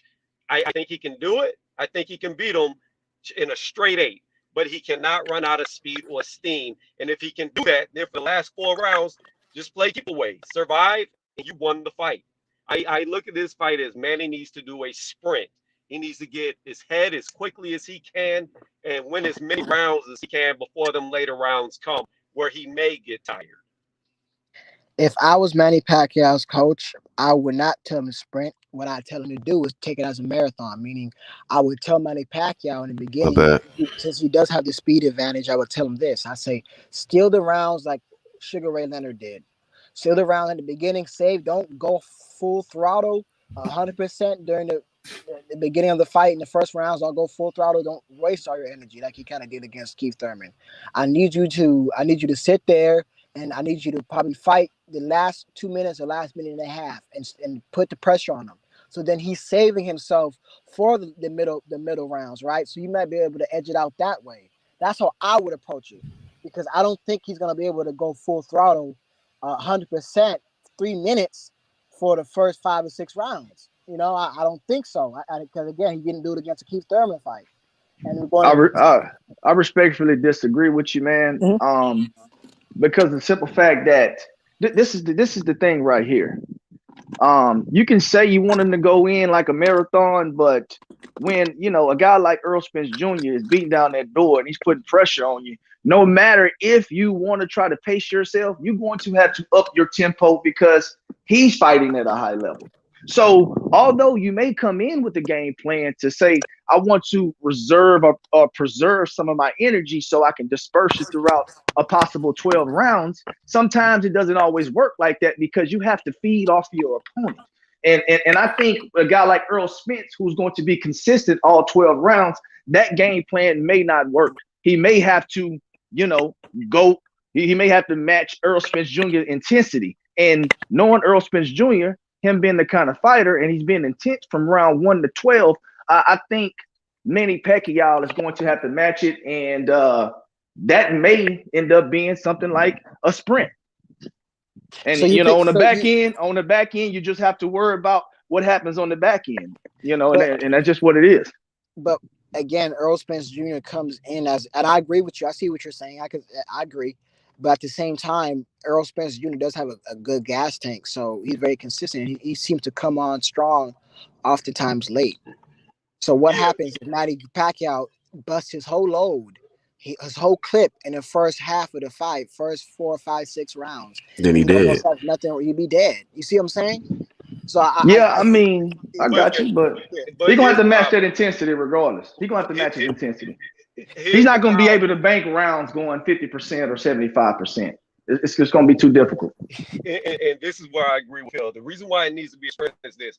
You know what Earl Spence is going to bring. You know he's going to come forward. You know he's going to apply pressure from the first round to the 12th round. Here's the issue. You're 42 years old. You know boxing is corrupt as fuck. So you know if it's a close fight, you're going to get robbed like you did against Jeff Horn because they're trying to push you out. They can't keep making money off of you at your age because eventually it's not going to be your night. So you have to approach these early rounds with no question that you won the round. And the only way to do that is to hit the motherfucker a hell of a lot more times than he hits you. Not only does that clearly show that you won the fight, but it also slows down the aggressive fighter because if he keeps getting popped and he can't do anything to combat that, and he's being outlanded, say 3-1, then it's going to slow down his offense as well, at least early on in the fight when you can apply the same type of pressure, if not more. So again, I come back to against this style of fighter, you've got to go full throttle. You cannot leave any questions out there that the round could have gone either way. You have to win convincingly because what we know from what we've seen, you are going to slow down as it gets deeper. So you need to get as far ahead as fast as possible on these scorecards. So when you do slow down and you do start losing rounds, you're not going to lose by points. The only thing you've got to focus on is once you get tired, using your skill set, your footwork, your movement, and your guard to not take hard shots that can put you away. You can give away the rounds late, but you can't get knocked down or knocked out. And that's veteran tactics.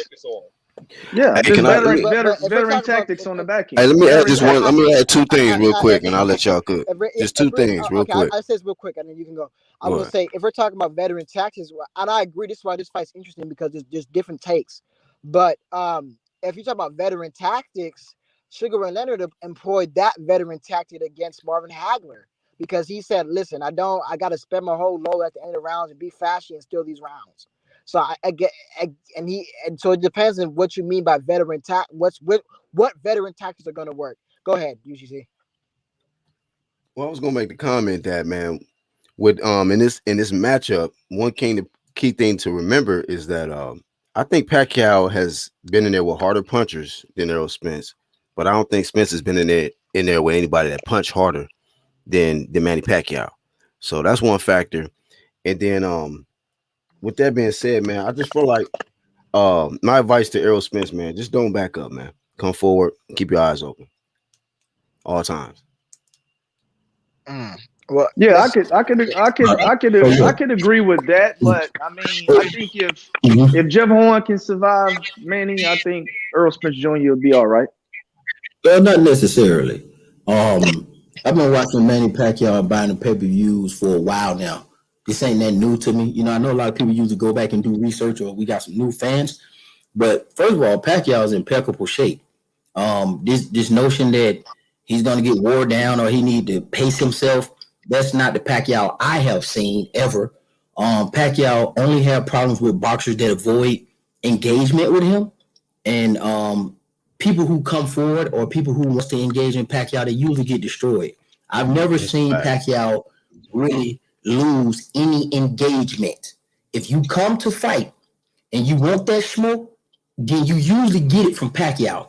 Pacquiao only has problems with what I've seen in the reality of boxing and what's online, him having problems with fighters that design and have a desire to neutralize him. We keep pointing to Marquez. Marquez, first of all, is an orthodox fighter that has sacrificed his face to actually get that kill shot. Okay, Earl Spence is not the type of individual that's trying to come in here and be beat up all through the face, take a lot of punishment.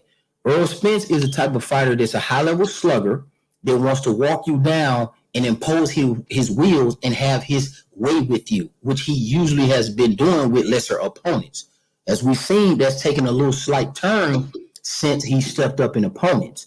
But even with the step up in opponents, those opponents like Sean Porter, they're missing major attributes. Everybody knows that Sean Porter is not a punching threat because he smothers his work. Sean Porter doesn't have power. He's not known for knocking people down. He has good footwork and a high motor, but that's easy work to a guy that got the intangibles like a Earl Spence. You know what I'm saying? Danny Garcia is the same thing. He's not going to engage. He's going to sit there. He's going to wait for the left hook, the left no look left hook. But Pacquiao is faster than everybody's Errol Spence ever faced. He has more punching power than everybody that Earl Spence ever faced. He's probably going to go in here not the favorite on the cards in the judge's eyes. Then you got to deal with the big moment. You know what I'm saying? I don't know how Earl Spence will deal with that. And then I hear that Pacquiao in this fight is going to be the A side. So Earl Spence, from my understanding, is conceding to come out, first and all that kind of stuff from what I'm hearing. I heard you guys touch on the steroid thing.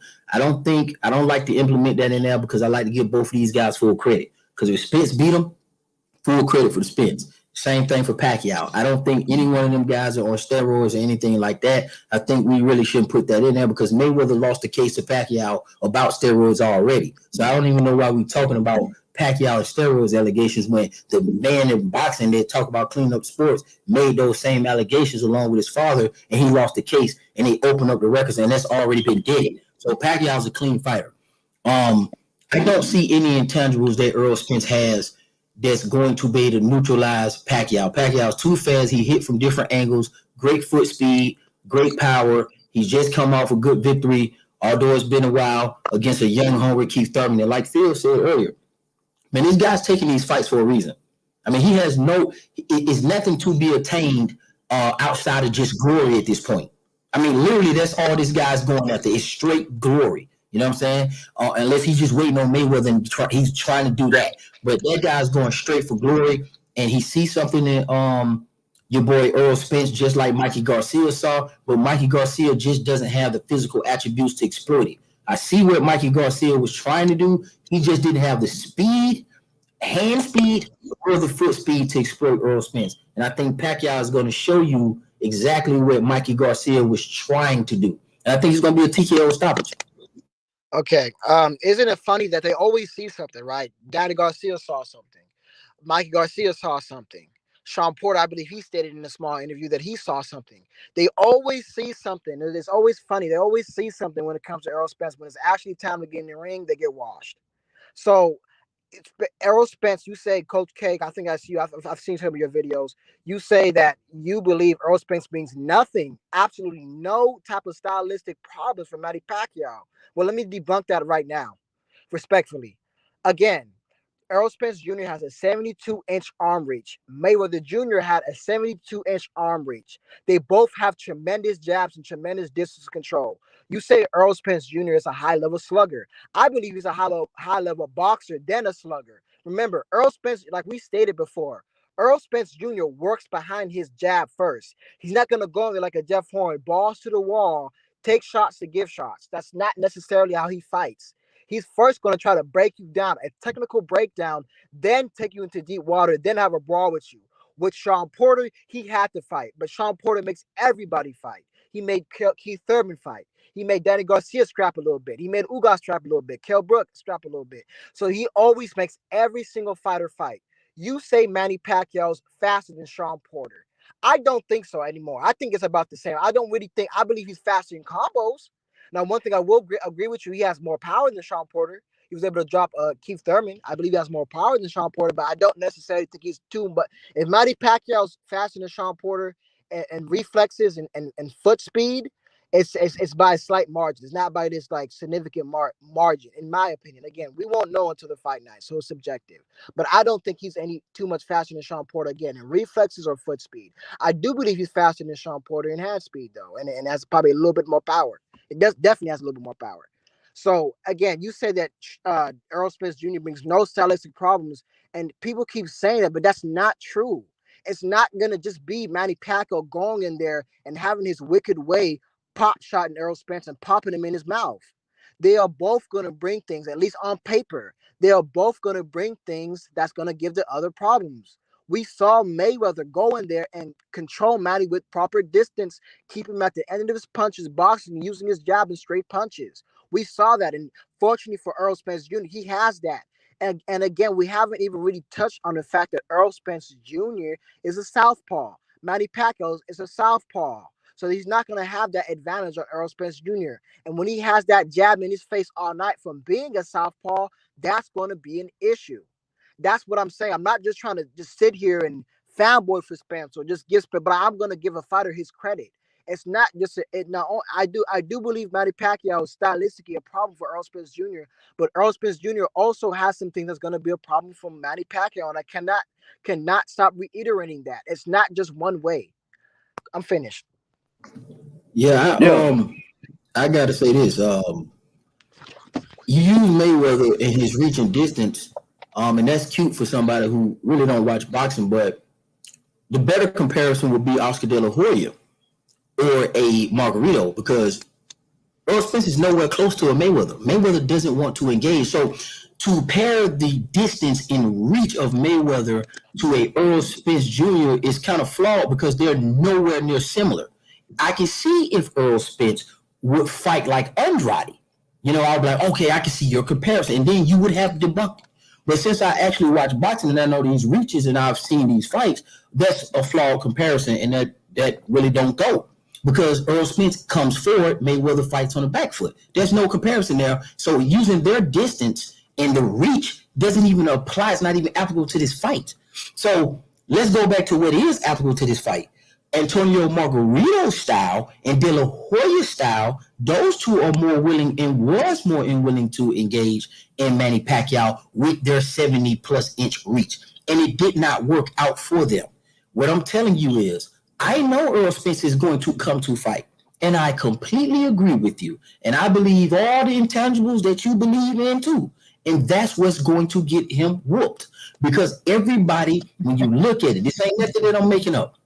When you look at his fights, everybody that's willing to engage in Pacquiao, regardless of the results, suffers great consequences via their face and it being pieced up to shreds. Even with the Jeff Horn fight, I'm not saying Earl Spence is going to come in face first. I said that earlier. I don't think Earl Spence wants to come in face first. I don't think he's that type of guy. But he's going to get tagged and he's going to actually start fighting on the back foot. This is going to be the fight where you see Earl Spence retreat. Mark my words, lock it in, log it in. You heard it from Zone 6, a.k.a. Coach K. However you want to slice it, you are going to see something different from Earl Spence, and that is him attempt to fight on the back foot. And you never want a fighter who has a history of coming on the front foot in his big fight to magically start fighting on the back foot. It gives the illusion that he's losing the fight. That's what happened to Triple G. All right, so let me jump in. Hold on. Okay, me says one quick thing. I'll give you the floor. I just gotta respond to that. Again, he debunked that when it came to Mikey Garcia. I remember during that fight, everybody said that Earl Spence Jr. was going to lose a boxing match. His only way to win was because he was going to be bigger, stronger, show no skill on the back foot. That was the general consensus on YouTube and on social media. That was even the legend said it. Sugar Ray Leonard and others said the same thing. They believed because Errol Spence was going to be on the back foot and didn't have his back foot type of skills that he was going to lose that fight if it was a boxing match. And that's what I'm saying. You say that he'd never fall on the back foot. I have to disagree with you, sir. I believe he's fallen on the back foot of Mikey Garcia. I believe so that he's can't fight that, but if they found the back foot. But when have you seen Earl Spence Jr. really just come in, like you said, I'm not going to say that you said this, but come in with his face. I'm not saying you said that, but when have you seen Earl Spence Jr. just come in with no technical breakdown of his opponent? You say that Spence Jr. doesn't have nothing. I'm not saying Spence Jr. has a style of a Mayweather. I'm not saying that. But one thing he does do is keep you at the end of his punches and have proper distance control. That I know is the same. I'm not talking about when it actually comes to the defensive fighting styles and etc. But when it comes to actually keeping a fighter at bay, that's what I do know he's able to do. But go ahead. Sorry, go ahead. I think it was Coach K or somebody else was good. I'm just not. I'm going to feel we'll rotate it. Hey, brother, and I appreciate this conversation we're having. A respectful disagreement. I appreciate it. Make keep it respectfully. No. Good conversation. I'm waiting for. Go ahead, Phil. I'll go ahead. I'm going to rotate. So for me, I agree with some things Coach K said, and I agree with some things. What's your name, brother? Lenar. I agree with some things Lenar said, right? So I do think that I don't think he was breaking it down and explaining it in a way in which that Earl Spence is going to go in and fight like Floyd Mayweather. You know, when he broke it down, I took from it that he's talking about the distance control, you know, Thank the you. Thank you, sir. fundamentals, Thank you, sir. the jab. See, this is the deal right here. Now, I will say this right here. Manny Pacquiao, you know, you got to go through these things. You got to break it down. And the way I do it a lot of times is, I check boxes off. Manny Pacquiao is going to have the hand speed. The upper advantage is going to have the hand speed against Earl Spence Jr. Another thing is Earl Spence Jr. has never seen a fighter like Manny Pacquiao, right? So that can those two things alone is going to pose some major threats for Earl Spence Jr. Now, with that being said, on the other hand, I think Earl Spence Jr., I think his boxing ability is highly underrated because he does have good fundamentals and he does work through the jab. You're talking about offensively and defensively. So I think when people sit here and they think all Earl Spence Jr. can do is walk people down, you're sadly mistaken because I believe his boxing ability is highly underrated. I believe that his footwork is highly underrated. I know a lot of people are saying that, you know, he's slow-footed and all this other kind of stuff about this guy. But look, it's kind of one of those situations where it looks that he can be exploited until you actually get in the ring, and then you realize, wow, this is harder than I anticipated. You know, so this is the key. They both have attributes that can exploit one another. It's going to come down to whoever has the best game plan on that particular night when they step into the ring.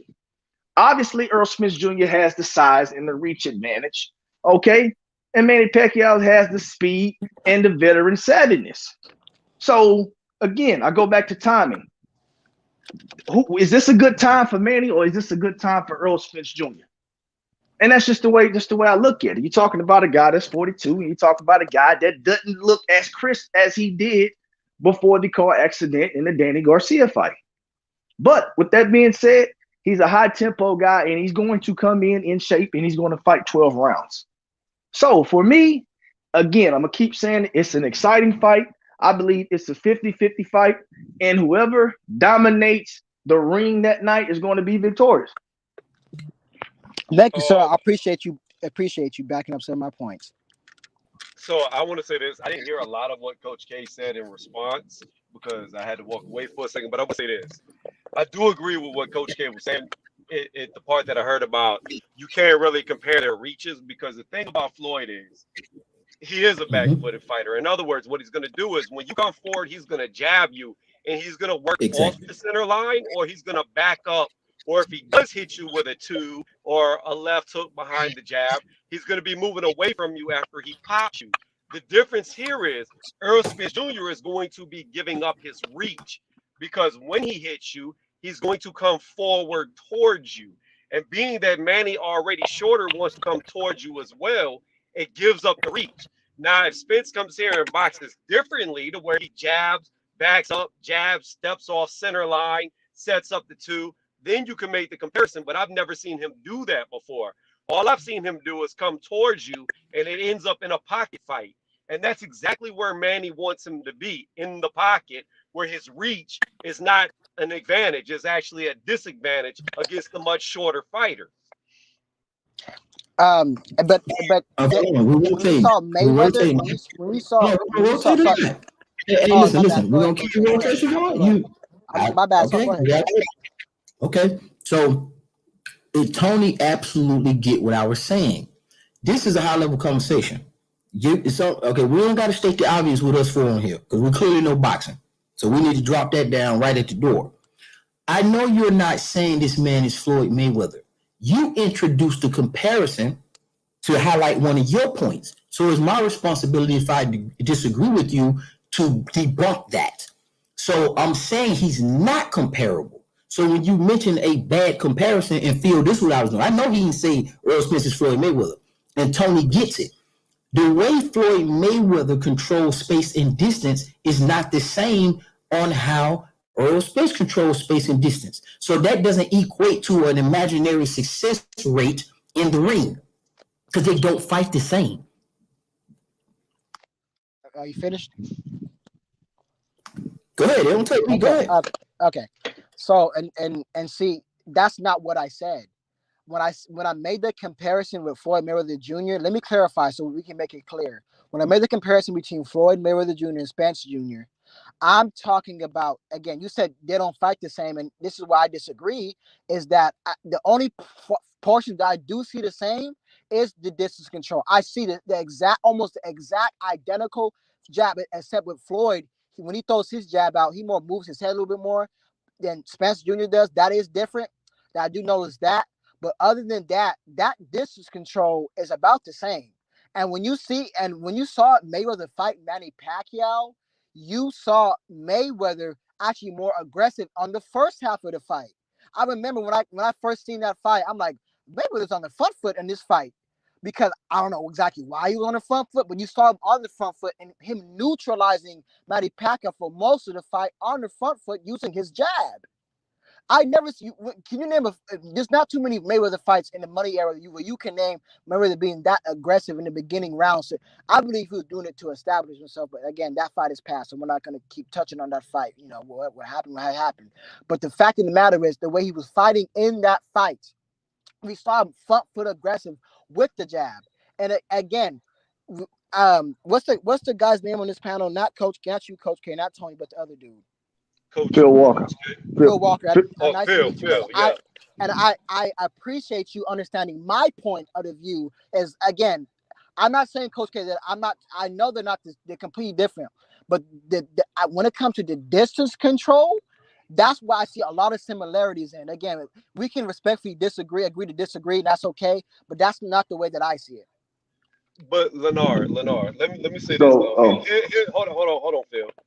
And I'll let you jump on. But here's my problem with it though. Like, I agree that they have the same length. Now Spence is taller, but they have the same length and arm reach. But here's my problem.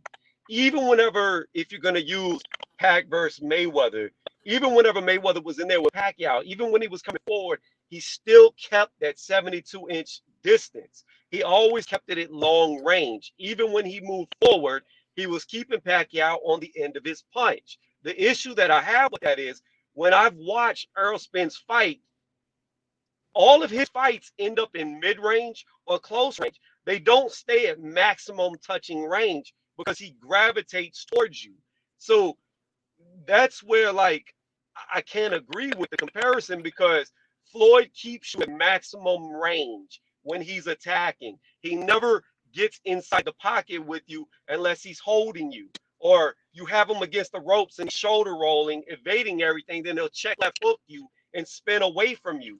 But when he's attacking you, it's always from range. Whereas, like I said, Spence is always at mid range. Like, he lives in mid range, and that's exactly where Pacquiao wants him. But I don't know if you remember Yep. just to Okay. respond. Okay, so Phil, I hand it over right to you. I just gotta finish response. Spence, like I said, Spence uses the jab. Now, I agree on the fact that Spence Jr. does not always keep you at the end of his punches. But the only time he comes in is when he knows he's winning the fight. For example, he boxed on the back foot against Mikey Garcia, but it was not until he was beating Mikey Garcia's ass that he started becoming front foot heavy. That's the difference between Spence Jr. and Mayweather on distance control. Mayweather will always play it safe. He'll never take any chances. I'll give you that. But when it comes to actually breaking somebody down in the beginning of the fight, Spence Jr. actually does that.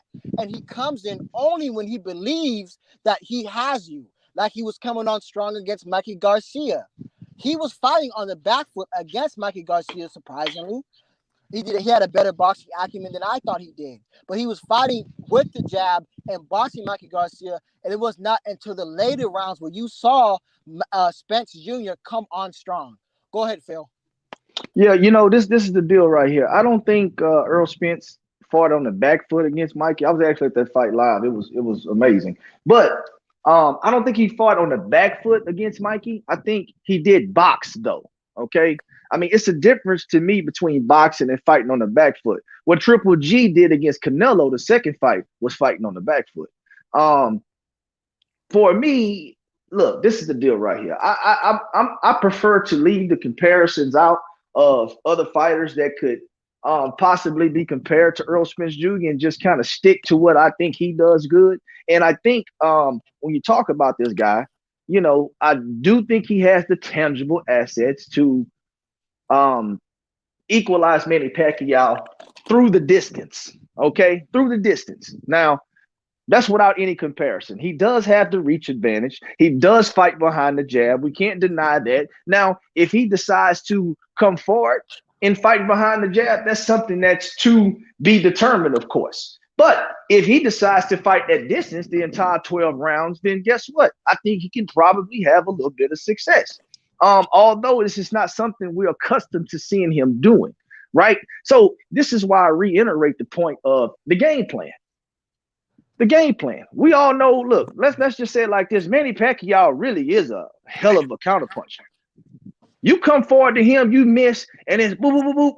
You're getting hit in your face 3 times. And it ain't no love taps. He tagging you, and it's hurting. So it stings. It definitely so does. it's gonna sting. So I mean, I think we're missing the point that Manny Pacquiao, you know, we're talking about how well he fights and everything, but let's talk about his counterpunching, right? We all know if you come forward against Manny Pacquiao, he does have the ability to make you miss and make you pay for it when you miss. See, a lot of guys can make you miss, but they don't make you suffer after they make you miss. So with Earl Spence Jr., okay, when he misses, he's going to have to be able to equalize the threat of Manny countering him. And I think both of these guys being southpaws is going to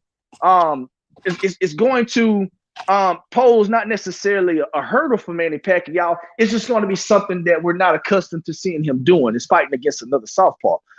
So, hey, look, I'm gonna stay and steer away from the comparisons of Mayweather's and everything like that, and I'm just going to talk about Earl Spence Jr. himself and the size advantage, the reach advantage, the fundamentals, cutting off the ring, things of that nature. And Manny Pacquiao, how he's a veteran, how he has the ability to be one of the best counterpunchers in combination we have ever seen. So, look, these guys are going to put on one hell of a performance, because first and foremost, when you have a fight of this magnitude, the greatest thing about boxing is so many unanswered questions.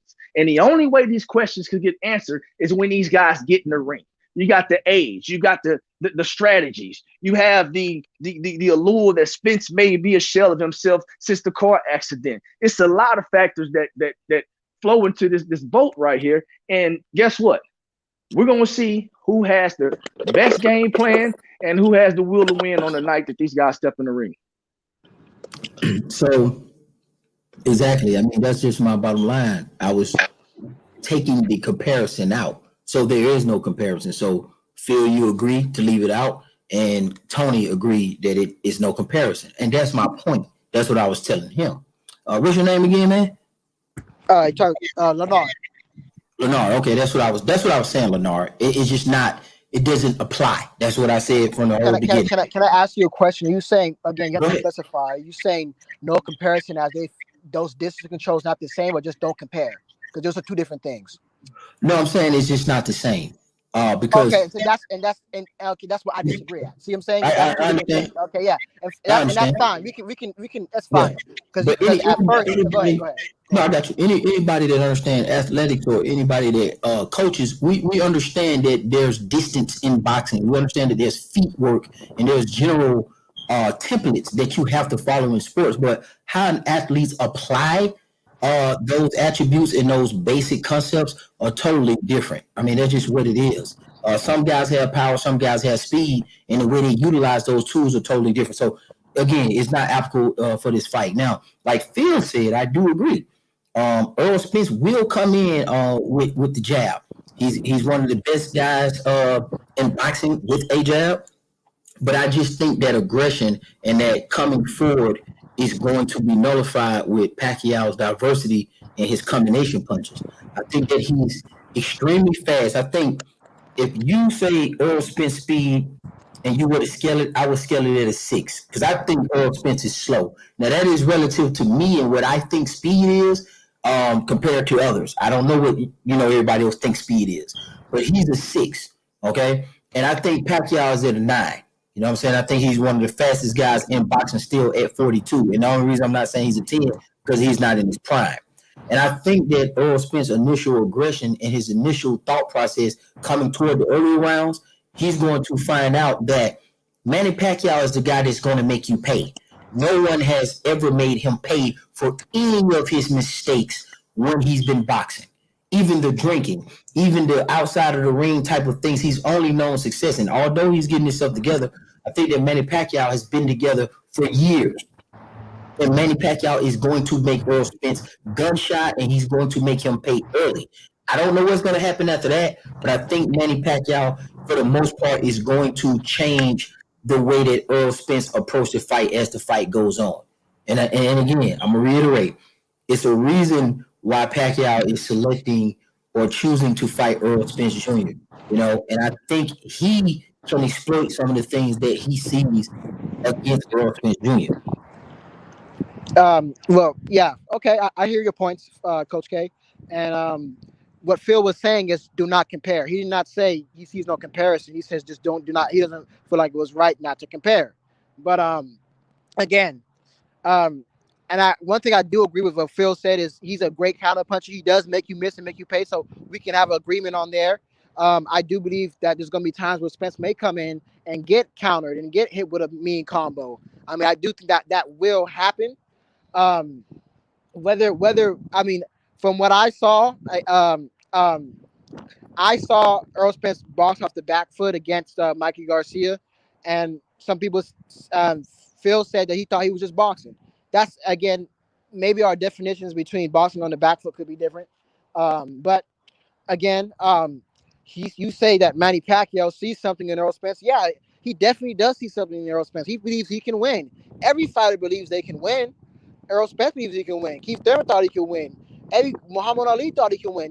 They're going to go in with the mindset that, hey, I'm going to beat this guy. I believe I can beat him because X, Y, and Z. But it's easier said than done. And until we can keep, speculating on how the fight will go through and how it will go down, we're not going to know until the fight happens. But I appreciate us having this conversation, though. That I guess we're just going to have to find out during fight night. All right. So with that being said, this is a good segue into me getting off and ending the stream because I've only got 18% battery left. So I'm going to let y'all close it up, and I'm going to close out with my final thoughts.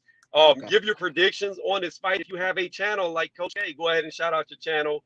And I want to say this, UGC Flame, that is his channel. That was Black, that was on earlier. Check out his channel since he's not here to promote his channel. So go ahead. Y'all give y'all's closing, then I'll give mine. Who wants to start? Yeah, I could. You sticking with the rotation? Yeah, I could start. I don't have any problem, man. First and foremost, I don't have a prediction on the Manny Pacquiao and Earl Spence Jr. fight just yet. I will give my prediction closer to the actual fight. Phil. Don't mean to cut you off in your closing, but I want to say this. Also talk about the Devin Haney Linares fight because we brought that up before you got on. Yeah. I was gonna actually kind of end my deal with that. But yeah, so I don't have a prediction for the Manny Pacquiao and Earl Spence Jr. fight. I'll make my prediction closer to the actual fight date. But I'm definitely excited for it. Now, when it comes to the Devin Haney and the Linares fight, I think this is going to be Devin Haney's biggest test thus far. I know a lot of people are excited to see him. I know a lot of people thinking Devin Haney is going to possibly stop Linares. But, until Devin Haney becomes a fierce puncher and starts stopping people, I'm going to say he's going to win by decision because that's what he's been doing. He's a magnificent boxer. I think he's all healed up now, so he's fully 100% healthy. And he should be able to box Linares to a decision. He absolutely has youth on his side. He has momentum going into this fight, and he has something to look forward to after this fight with a undisputed fight against Lopez. So, look, man, this boxing year is shaping up to be a good one. I'm excited. We're getting a lot of undisputeds, and we'll see how this stuff shapes up, man. And you can also find me. You can also find me on Coach K's channel. okay, on his podcast and other podcasts. You can find me on UGC Flames podcast as well. And later this week, next week, I'm going to be dropping my own channel. So you guys be on the lookout for that. It's going to be called The Fix, THAFIX. Oh, can you put that in chat? Yes, sir. I sure will. Okay, I'm gonna screenshot it, and then I can go next. Tony, I want to thank you for allowing me on your panel. There's some things we agreed with and some things we don't agree with, but I one thing I want to thank you is that we kept it respectful, and I go between you two, Phil, and that's you two, Coach K. It's nice meeting you, brothers, man. We're gonna have to see during fight night. I would love to come back on the panel in the future, Tony, and I just love having this type of dialogue with people. All right, man. Appreciate the panel, man. It's a good one. Good conversation. Thought-provoking conversation. I dropped all my information to the channel in the comment section. It's down there. The link is in the comment section, so you can join me. The days and the time is down there. Monday, Wednesdays, and Fridays, 9 a.m. to 11 a.m. Eastern Standard Time. It's called the WIN Podcast, WIN. That stands for Whatever is Necessary Sports Podcast. Short prediction on the fight tonight. I got Haney cruising to a decision. I would like to see him separate himself with a good stoppage or something heavy. That's what I would like to see, but I think he will go in there and get a decision. And I hopefully he don't get an upset, because it is a pinch of that being plausible in the air, because when you have a guy that go to decisions, anything can kind of happen, man, with these decisions. Hopefully the fact that he threw the Teofimo Lopez fight out there, maybe they'll give him the benefit of the doubt, and hopefully he just look good and get to his decision so we can see the next undisputed fight. That's all I got, man. I'm out of here. Oh, and so I forgot to give my prediction. I have Haney either by probably by unanimous decision, and for the Tony, you brought up the Spence and Pacquiao. I think we kind of got to get closer, but I mean, as of right now, I favor Spence to win by UD or late stoppage, maybe I'll say around 10 or 11. But again, we're gonna have to kind of get a little closer. All right, my predictions real fast is this: with Devin Haney, Linares, I have no idea who's going to win this fight. I think that it'll be UD by Haney. I think it'll go all 12 rounds, but I cannot and have not seen enough from Haney to be able to do a true prediction on this fight, because this is his hardest fight to date on paper. This is the fight that will prove if he's a hype train or if he's the real deal. So because I haven't seen him in a lot of hard fights against top tier competitors, I don't really have an official prediction to say, but I do suspect he will win by unanimous decision, and I think he'll look good doing it. Focus on I think, because I do not know. As far as Manny Pacquiao, Errol Spence Jr. goes, before this started and even after this conversation has gone on, I still have it a 50-50 fight. The reason why it's a 50-50 for me is I don't know if 42 years old is going to play a factor. If Manny gets in there and he looks every bit of 42 and he runs out of steam by the third round, then he's going to lose. But if he gets in there and he still looks like he's youthful, full of energy, I think he can outpoint Errol Spence Jr. So I have it a 50-50 fight depending on what type of Manny Pacquiao shows up. Other than that, Lenar, I appreciate you joining the panel, especially jumping on with having the balls to come up here after being in the comment section. So I do appreciate you stepping up to the plate and having this good discussion. You also kept it respectful, so I appreciate that. Feel like always, I appreciate it when you come. Well, I don't think you've been on my lives before because I've been on copyright strike for so long and finally beat it, but I appreciate you coming here, Phil, showing support. Coach, you already know what it is. Love your channel, love what you do, and I really do like it when you step through. And UC Flame Black, he's not here. Check out his channel. I appreciate him stepping through as well, showing support. So other than that, that's all I got for this one. I thank y'all for being a part of my first live in 60 days. Phil, don't forget to put your link, your channel, man. You know what? Before I end this, Black, jump on here real fast and close us out. Let me repost this to Black, and I'm gonna let him close us out, and then we're gonna end the stream there. So let Black get back on here. We're gonna hit this paste. Boop. All right, I'm gonna let him close out if he jumps back on. Other than that, I really don't have nothing else to say. But here's UGC Flame right here. Let's see if he jumps on and closes out. All right, Hulk. Good thing seeing you stop through. And fuck you on talking about I know a lot of PEDs, even though that's my fucking job. All right, here we go.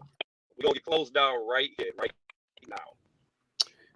Yeah, hey Tony, thank you for having me on, bro. Shout out to Lenar, Phil, Coach K, aka Zone 6. Make sure you guys subscribe to these brothers. They got channels. Well, I don't think Phil do, but Coach got one. Of course, Tony Reviews. Make sure y'all hit the like button. Shout out to the whole playback. And don't miss tonight's fights. Devin Haney versus Jorge Linares. Like Tony Reviews said, the toughest challenge on paper. But you know, if he gets the job done, you know, it'll be his biggest win. And hopefully they can set up the real undisputed matchup with Haney and Lopez next. That's really all I got. Hey Phil, don't forget to put your channel, man. I don't know how to spell it. He gonna put it in there. I'm showing him something real quick. Oh, okay, for sure. Phil, I got something coming for you. All right, I'm then. just waiting on Phil to drop his link. Okay, Something just Leonard, dropped. check the private chat. Check the private chat. So yeah, hey, I put it in the private chat, man. I was trying to get it because I'm working everything from my phone, man. If you don't mind, just drop it in the comment section, Tony. Private chat. All right, I just dropped Phil's channel. So if you've been listening to Phil Walker talk and you like how he sounds, you want to check out his channel, it is in the actual chat. So on that note, we're gonna close it here. Again, I thank all y'all for joining. Thank y'all again.